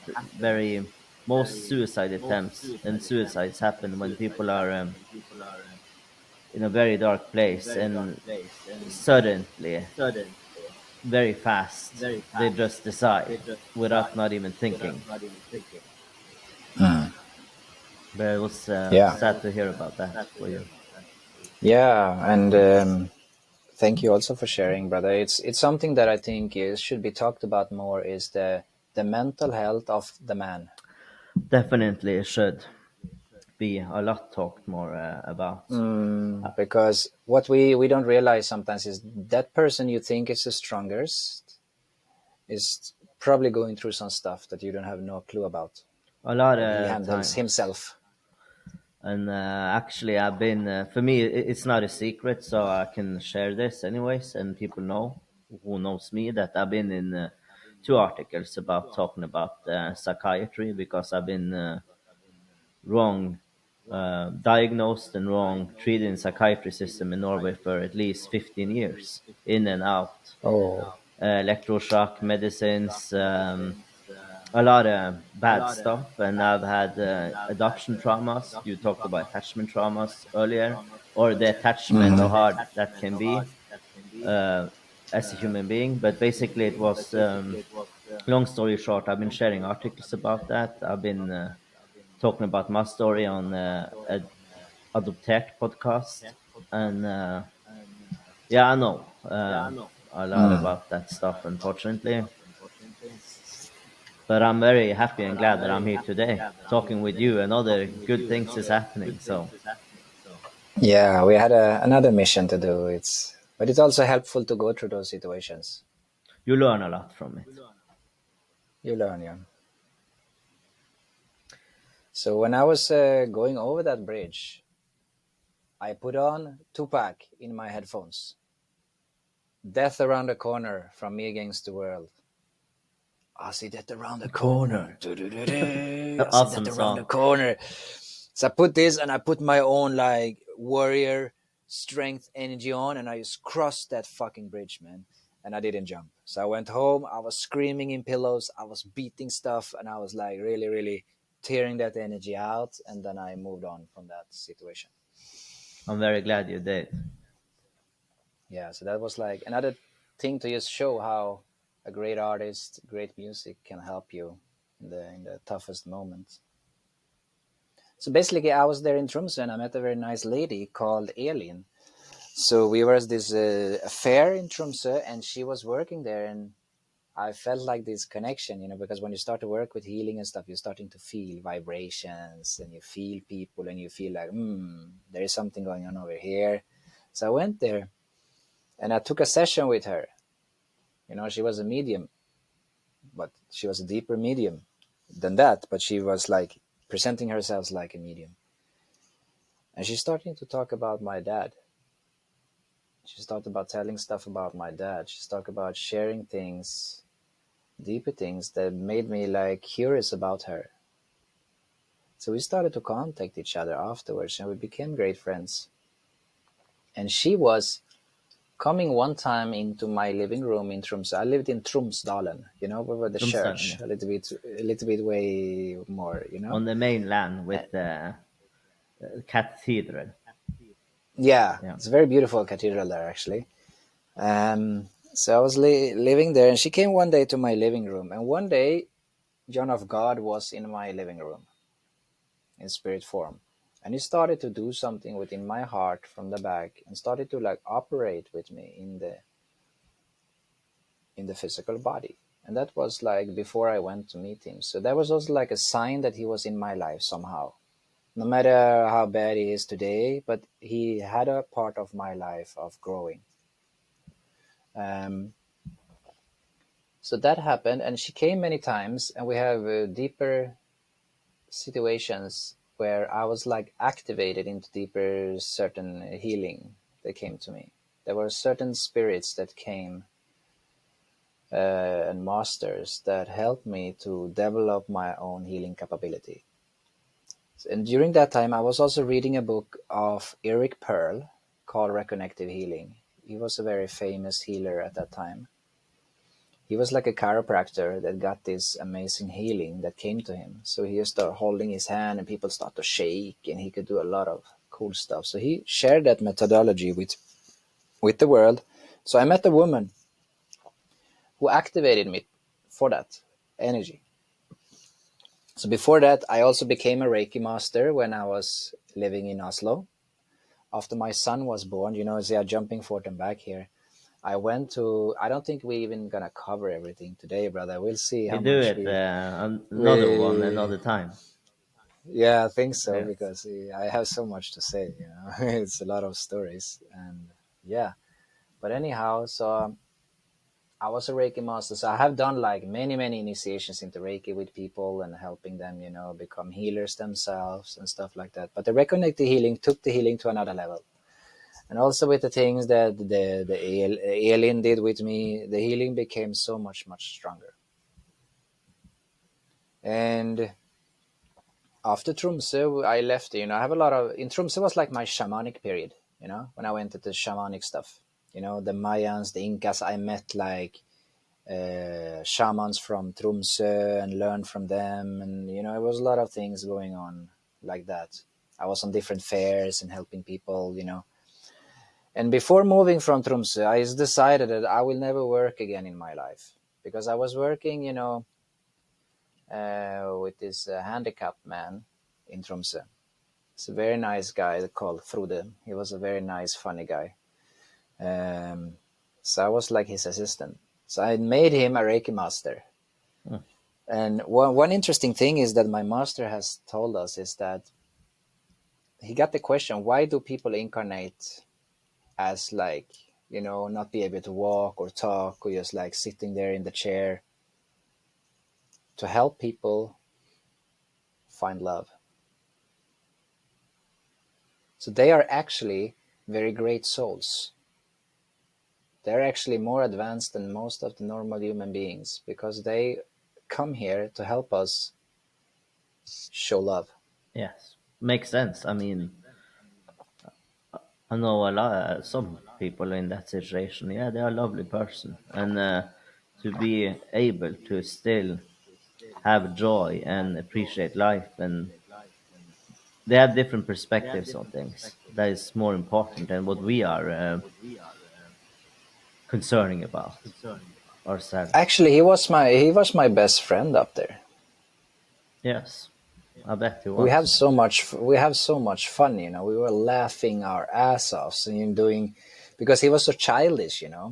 So I was taking him to like serious jobs when he needed to do stuff, and he was shitting himself and we needed to go change, and he was pooping and we're doing a lot of funny stuff, and we were sharing candies and he was eating everything and we were laughing, and the serious people become mad. It was so many funny stories. We were laughing about. He was also into the spirituality. So we were watching this, andre siden, or what it calls, about mediums, about the televisions where they go into a place and they find a spirit in the house or stuff like that, right? So we were watching that together, and I have a lot of fun. So that was a great experience, actually, to just serve, to get a deeper understanding that there is a heart inside of every being, It really is. because we can be very judgmental, right? People are usually judgmental when they don't understand things, and they create Yeah, and defenses. yeah, and that was like has humbled me the most are like actually certain life experiences that has really cut me down, cut that ego, cut Yeah. that pride, cut that arrogance, and like spitting me in the face, like, here you go, man. And when you have those experiences, you are forced to become humble. And it's necessary sometimes to grow. Definitely, definitely. And yeah, so Tromsø was like a very very intense period. And I remember, I was learning like NLP, I was learning like hypnosis. So I was to the hypnose guy, and he helped me to get rid of one of the strongest traumas that I had in Tromsø. Because he put me into hypnosis, and I was just laughing my ass off, man, for so long time. There was even in the newspaper of Tromsø where he was coming, photo of us when I was like laughing my ass off, healing my own trauma. Because he puts me into a very nice state inside of myself, being in the position or the situation of the trauma, and having this amazing great joy in that trauma, and just laughing about it, right? Hypnosis And can when you be laugh, very nice. So calm after yeah, it. It's yeah. So nice. it was a very very funny, because I learned the hypnosis and everything, but it never stuck with me. It No? went away. It was never something that I wanted to do or used, because it just went away. I don't really know why, but it never became a part of my way of helping people. Did you learn much from the NLP? Yeah, I did some, how you say, Yeah. basic stuff of it, but I have developed myself through the years a very strong, how you say, seeing and feeling. So I can read people. I can read and sense and feel what's going on in a person's life or mind or past. I can tap into that if I like to. It's actually coming. When I see someone, it can be it can be a lot sometimes, because when I see someone, I get like the history of the person. I get the information from the person when I see someone, even if Yeah. it's online like this. When I meet on the street, I can see like So it's sometimes you don't, when you learn in the beginning, you're like, oh, I'm judging so much. But actually, I was getting a lot of load of information about that person. I could see like, oh, that person has a lot of going at this, then had these desires, they're coming from this childhood, and I can do this to help the person. That was happening like in a second. And it was just something that developed, through the years. And in that way, I was able to help people, when I had workshops or private sessions, that I could tap into where people are and to guide them from there, right? To see like, okay, you're coming from this, and I could tell them like, I could see that you have an issue with your dad, and they was like, yeah, correct, okay, so we need to go there and to heal that and to work on that part, and then I can tap into a energy that can make people go into a very deep state, and from there on, I can help them to, release that. How long have you been But doing this? so actually, the to helping people like more serious actually started around 2011 when the situation with my father. So from there, I started to heal the family. I initiated the family into Reiki, and I started to like help friends, and then I started to grow. Yeah. So when I was living in Oslo, I was having clients and I was sharing it. So from there, it became like a natural thing to do. It was never something that, oh, this I want to do. It's fun. It was a little more like a natural thing from the inside, because I was always, there was like back in the days, they used to call me names, like Abraham and stuff like that, just because I was so deep always. There was always like some nicknames for me of, because I was deep. It's nice. It was never like it's the normal guy, and This was your path to walk then. I mean, like you said, as a child, it's very hard to be more connected to spirituality because it's so hard to be a child. You don't understand things like that then, and no. it can be very confusing as well. And I think that when you grow up and you look back, you can actually see, or at least understand why it happened, and how you reacted on it, and also you will see more the picture. You will understand why it was the way it was for you. Yeah, definitely. And I think it's just wonderful to be able to do that and look back. Like then you realize, because when you say that now, I immediately being redirected to church, because when you are this confirmation thing, when you're like 13, you're going to the church Yes. to be baptized or whatever that is, right? But I was joking so much. I was being thrown out of the church. They said you cannot be here anymore. Really? You're too joking too much. Yeah, I was joking too much and we just playing around. So I could not, I was not, because everyone just stayed there to get the gift anyway, right? There was no one caring about Christ. There was just, oh, if I do that, I get a gift for 1,000 crowns. Yeah, it was So I'm that gonna was the do this. Yeah, motivation and intention behind yeah, it for right. most people, at least. Yeah, yeah. So I was like, okay, fuck it, I don't get the gift, but I was at least having fun. But I was being thrown out from there because I was joking so much. But if I look back now, is my path was not becoming a Christian. I love Jesus. I love Jesus Christ. I love his teachings. I love everything about Jesus, but I'm not Christian in that manner. And I don't believe like Buddha was not a Buddhist.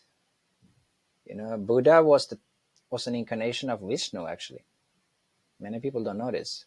He was an incarnation of Vishnu, and later on they took his teaching and made it into Buddhism. Okay, But I did not know that. but Buddha was a Hindu. But people don't know that, or they have covered it. And also, some very interesting thing is I bought a very nice book called The Gospel of the Holy 12. Okay, and that was a book that was found 800 years ago in the Tibetan monastery about Jesus. Okay, And in that, there's stuff that is not in the Bible. it seems to me Because if there, there's a lot of things that is not yeah, in the Bible. yeah, there's the book of Enoch that is missing. There's a lot of deep stuff in the book of Enoch that is not in the Bible. And you also have a lot of missing years of Jesus in the Bible. Where was he? He was in India. Jesus was a yogi. Do you know Yeah, that? I read about that part actually. That some people believe that he was in India, spending some time there too. He was also in Persia. He was also in Tibet. He was also doing an initiation in the Giza pyramid. Yeah, okay. I didn't know that. Yeah, he was doing an initiation in there. So he was, when he was in India, he was with the Nath yogis. So there is a sect or a certain group of yogis called the Nath yogis. So he was called Isha Nath where he was there, and his guru was called Chitanath. So he was under training, and he was also practicing Kriya Yoga. Ah, interesting. I didn't know that. Yeah, yeah. So there, actually, I'm gonna tell another secret is that Krishna, Christ, is a very similar name, right? Very similar name. Is the same. So Yeah, before Jesus was Jesus, he was Krishna. and then he incarnated again. Avatars, we cannot understand them. So what does an avatar means? That is someone who's coming and sharing himself. So an avatar is on a very, very high level.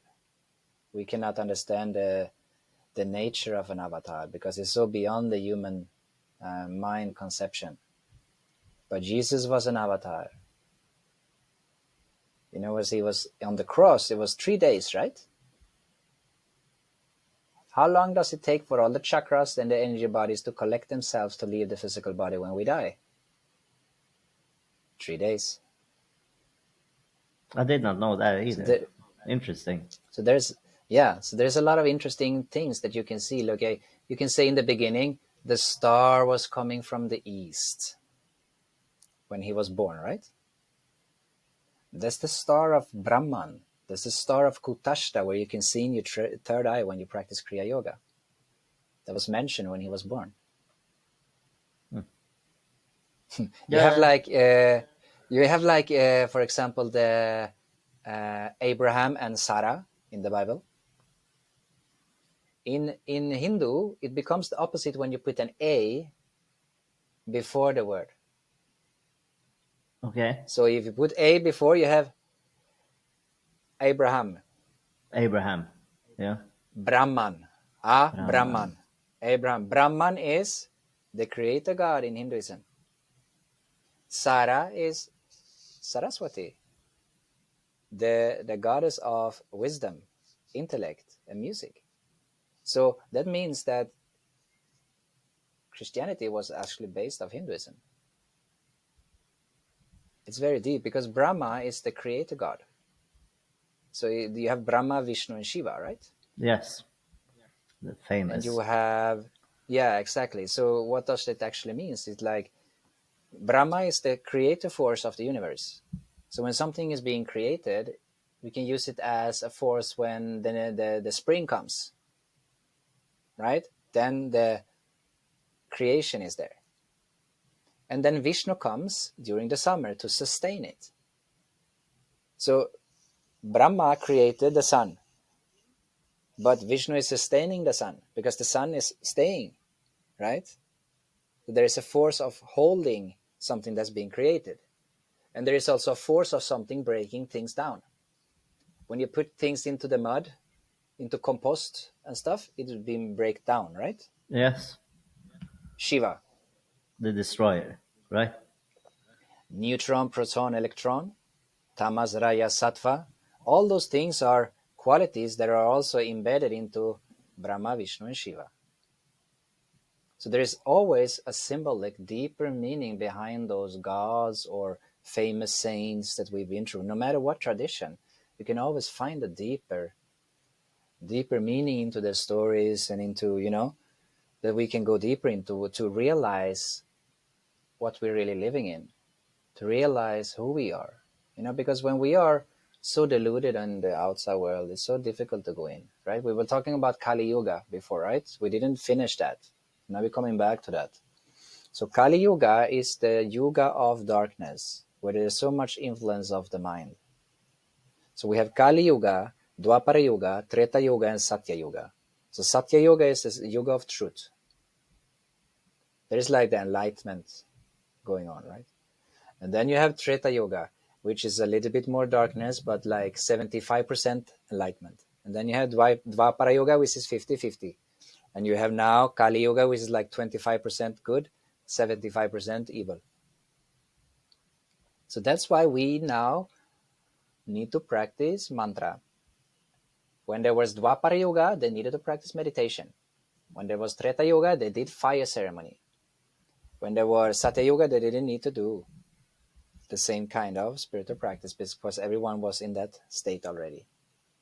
So we can also tap into Satya Yoga inside of ourselves. Because I was mentioning tamas, rajas, and sattva. So these are three qualities. So we have nature, right?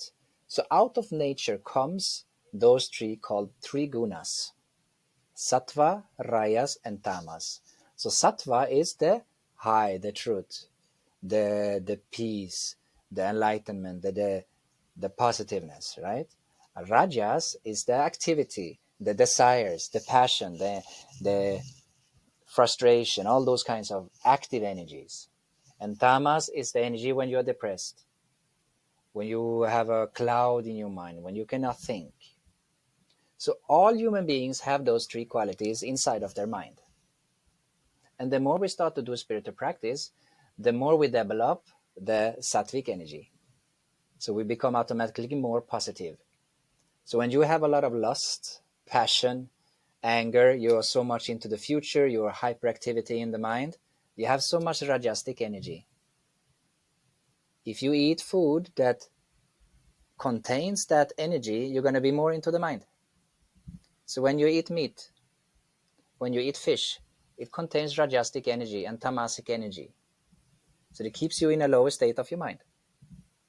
If you eat garlic, if you eat chili, it has a lot of rajasic energy.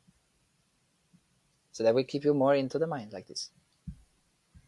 But if you eat more like avocados, you eat like mangoes, you eat like food that is like quinoa, you eat like lentils, you're going to be in a sattvic state. But as soon as you add some garlic, you add some stuff like that and spices, you're going to get spices into the mind also. And then what? It's going to be very difficult to control the mind. You're scrolling to your phone, you have different type of addiction, right? Yeah, People have exactly. addiction today about everything, right? You're addicted to coffee, but coffee also has rajasic energy. So you double it. You're doubling down on the rajasic energy. And then you come home, and how are you going to handle that rajasic energy? You put us on Netflix and you eat yourself. You fill those empty emotions in your body with some food. Are you And not then people talking go about on the with, Ayurveda? no, not food. Yeah, you can read about those three gunas in the Ayurveda as well. Okay, yeah. Yeah, so those also has an effect on the doshas, like kapha, pitta, and vata, right? But Yes. it's what I'm talking about is just science, that what people have, and that we can be more, I say, observe what we eat, because it's an effect upon our mind. How many people you know when they cannot go to sleep tonight and wake up in the night and thinking Oh, because they that's have too many. much. They have Yes. too much vata in Ayurveda and too much raja if we talk about the gunas. So what needs to be done? Needs to be taking care about the food, doing proper exercise, doing meditation and mantras. That will help to bring that mind to become calmer. When the mind is calm, we can experience deeper states of ourselves. But as long as the mind is there and the mind is active, you cannot experience the Atma. It's impossible. What would be a good mantra to practice? Our master has given us in during the Corona pandemic or scandemic, whatever you want to call it, he had a realization of Krishna. And Krishna gave him the mantra for us to use during this time. So I'm going to share this mantra now. Okay? But if it's a bit difficult, you can use Om. Okay. You can use Om. But the mantra he gave was Shri Vitala Giridhari Parabrahmane Namaha. And you chant like this. Shri Vitala Giridhari Parabrahmane Namaha. Shri Vitala Giridhari Parabrahmane Namaha. Shri Vitala Giridhari Parabrahmane Namaha. That's just how you chant it. Okay, And we can very nice. immediately, if you, yeah, it's a very nice mantra. It can give you everything that we need. The thing is, we can also sometimes, because when you say that what is a good mantra, many people think also sometimes that the mantra can be like saying something positive, like having an affirmation. It's also good, but it's not a mantra, because mantras carrying a certain vibration of the divine. Yeah, okay. Yeah, frequency. You talk about. Yeah. Yes, exactly. So let's go deeper here. So your thought or your thoughts that you're having has a certain vibration, right? Yes. You can see that they can have a certain wave, because actually it's also a sound. But if you Yeah. will put out the sound of your mind and to listen to it, you will not listen to it No. because it will be such a bad sound, right? But Would be very the thing interesting is, actually to hear. yeah, it will be, yeah, for sure. The thing is, when you use, what the thing is that I was mentioning before, the samskaras, right? Let's say everything you have in your subconscious mind, the blossoming up and it comes into your mind, Yes. right? So your mind becomes attached to that. Your mind becomes attached to what's in your subconscious. And you start to think, but you have stored inside of yourself. Sometimes you may be at a place, you may be with a person, and you start to think like them. Yeah, exactly. You You may become the think like your company father, you you may keep. think like your mother, or yeah, exactly, right? So if you want to break free from that, so many people I see there are very, very stuck because they feel like they don't want to be in the company they are, because they feel like the influence they have on them cannot make them grow. Like if I go back to Exactly. my own story, when I was living with all my friends, I could feel like it's fun, but it's not for me. It doesn't take me forward, right? Because the influence is not good for my growth, Yeah, I right? understand the feeling. So, I've been in the same situation a lot of times, so I had to change things. It was mhm. nothing bad. It So was not right for me anymore. no, exactly, and we realize and we move on, right? So let's say like this: we have a hand here, and I put my uh, blue light glasses that I have in nighttime. I put them on here, right? So what happens now? Your mind also gets into the thinking of glasses. Maybe you think about, what time does he put him on? Does he have bad eyes? Why do he use them? And so on. The mind gets attached to the object here, right? When you do a mantra, the mind gets attached to the mantra. And as soon you say Om, Shrivitala Giridhari Parabrahmane Namaha, the attachment from the glasses disappears, and the mind attaches itself upon the mantra, which carries a divine vibration. And what does that mean? That means that your mind start to tune into a divine vibration. So instead of your mind going into lower tendencies and regular, mundane, useless thoughts, the mind gets put into God. Yeah, okay. Yeah, makes sense. You see? And that helps you to navigate through this world, because if you are attached on God, you're not gonna be attached to the physical reality. That means that the suffering that the ego creates, the mind creates, becomes lesser and lesser. Yeah. Automatically, you detach yourself from that. So let's say I suffer a lot when my father passed away. I have a son who is 13 years old today. I have not even come into his story yet. But the full story from when he was born.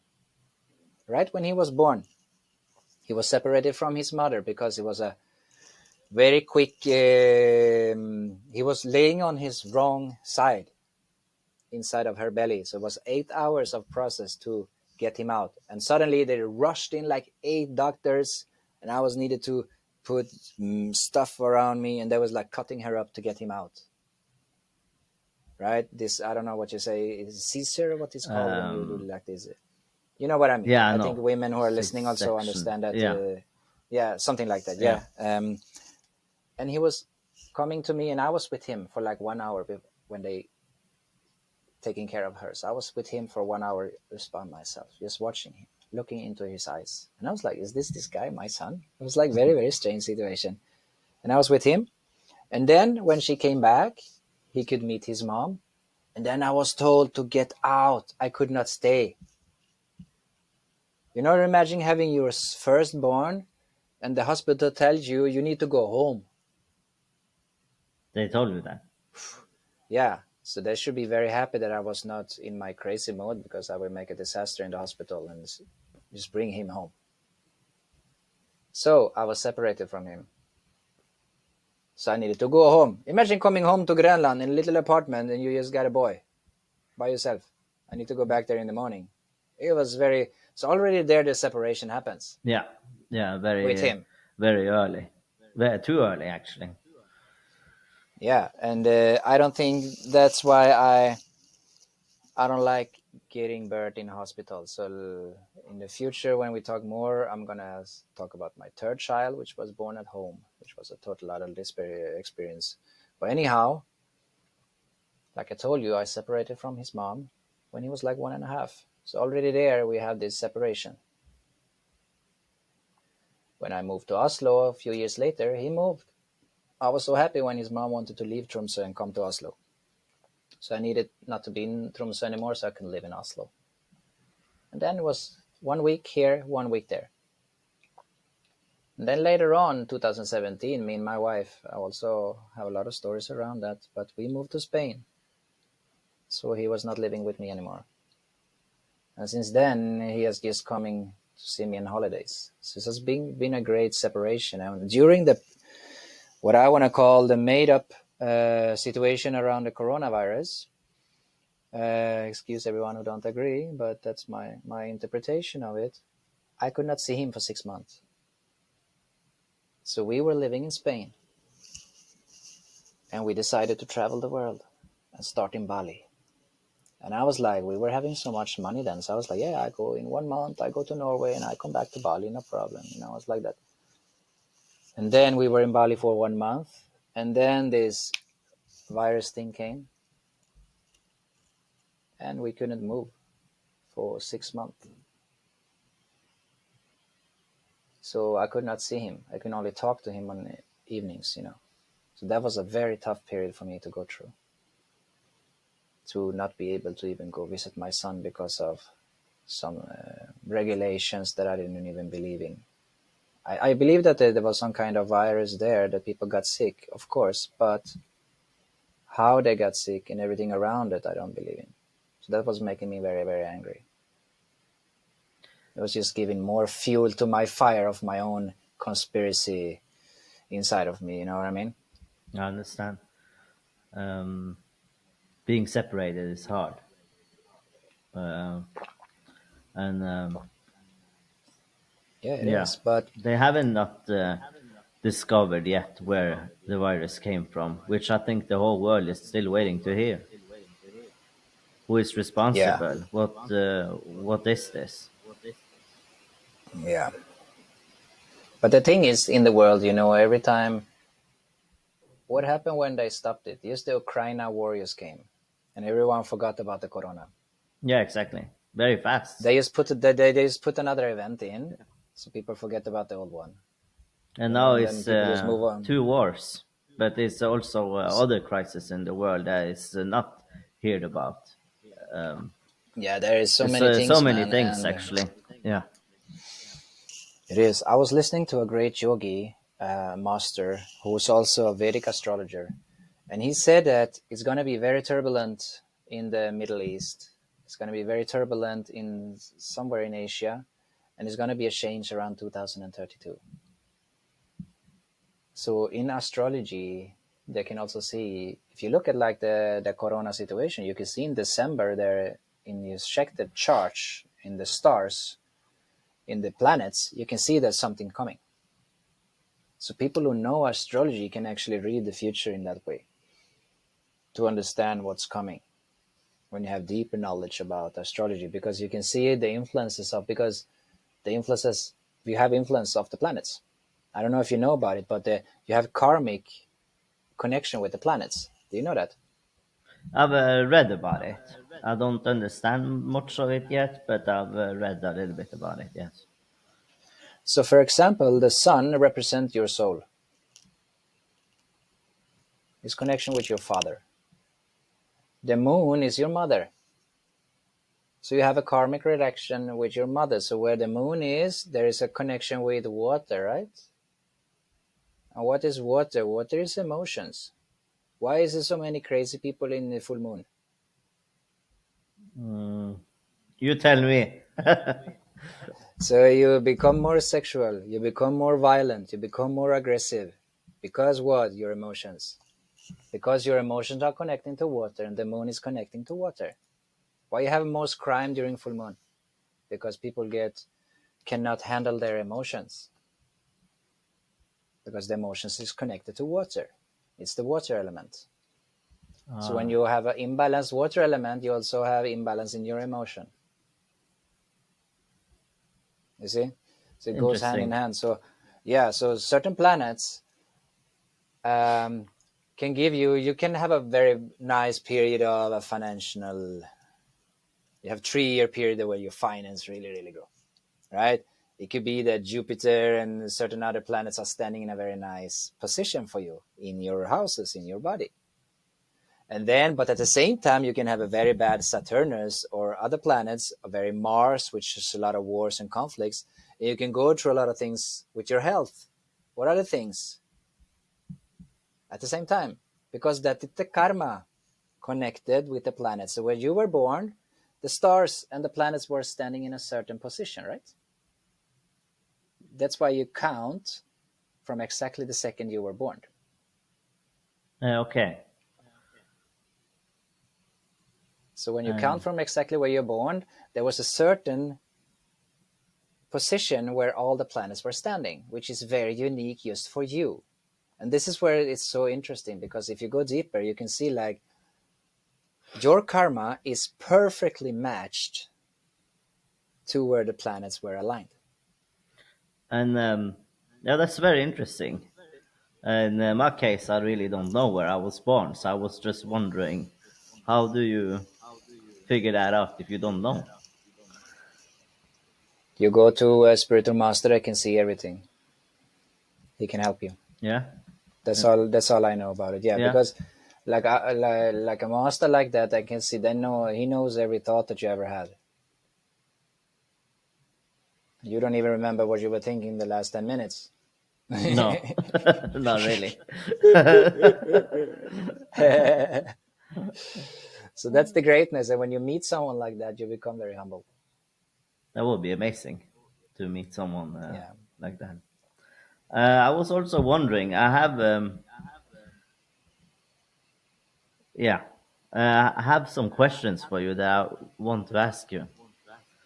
Yeah, sure. And yeah, what's next for you in life and in your spiritual journey? Are you doing any For practices now? me, yeah. So every day I go up 4:30. Sometimes it's not like that because of the kids or something happens, but mainly I go up 4:30 and then I do cold shower. I do lemon water, and then I do practice meditation, kriya yoga, mantra, and yoga. Then I do puja, which is in the Hindu tradition, you do service to the gods and the deities. Like for me, example, I do to Sitarama and I do to my guru every day. So this is a practice of connection deeper with the divine and to purify yourself, purify your senses and your consciousness to become more pure. Then during the day, I continue to observe myself and to grow as a person. So actually, I just continue my way of finding myself, to coming closer to my guru and to God. This is what I do every day. and to work on myself to become a better person. Actually, first and foremost, That's very first of all, to nice. become a better person, to become a good person, and to become a better human being, and understand more of myself and my mind, and to conquer more of my mind.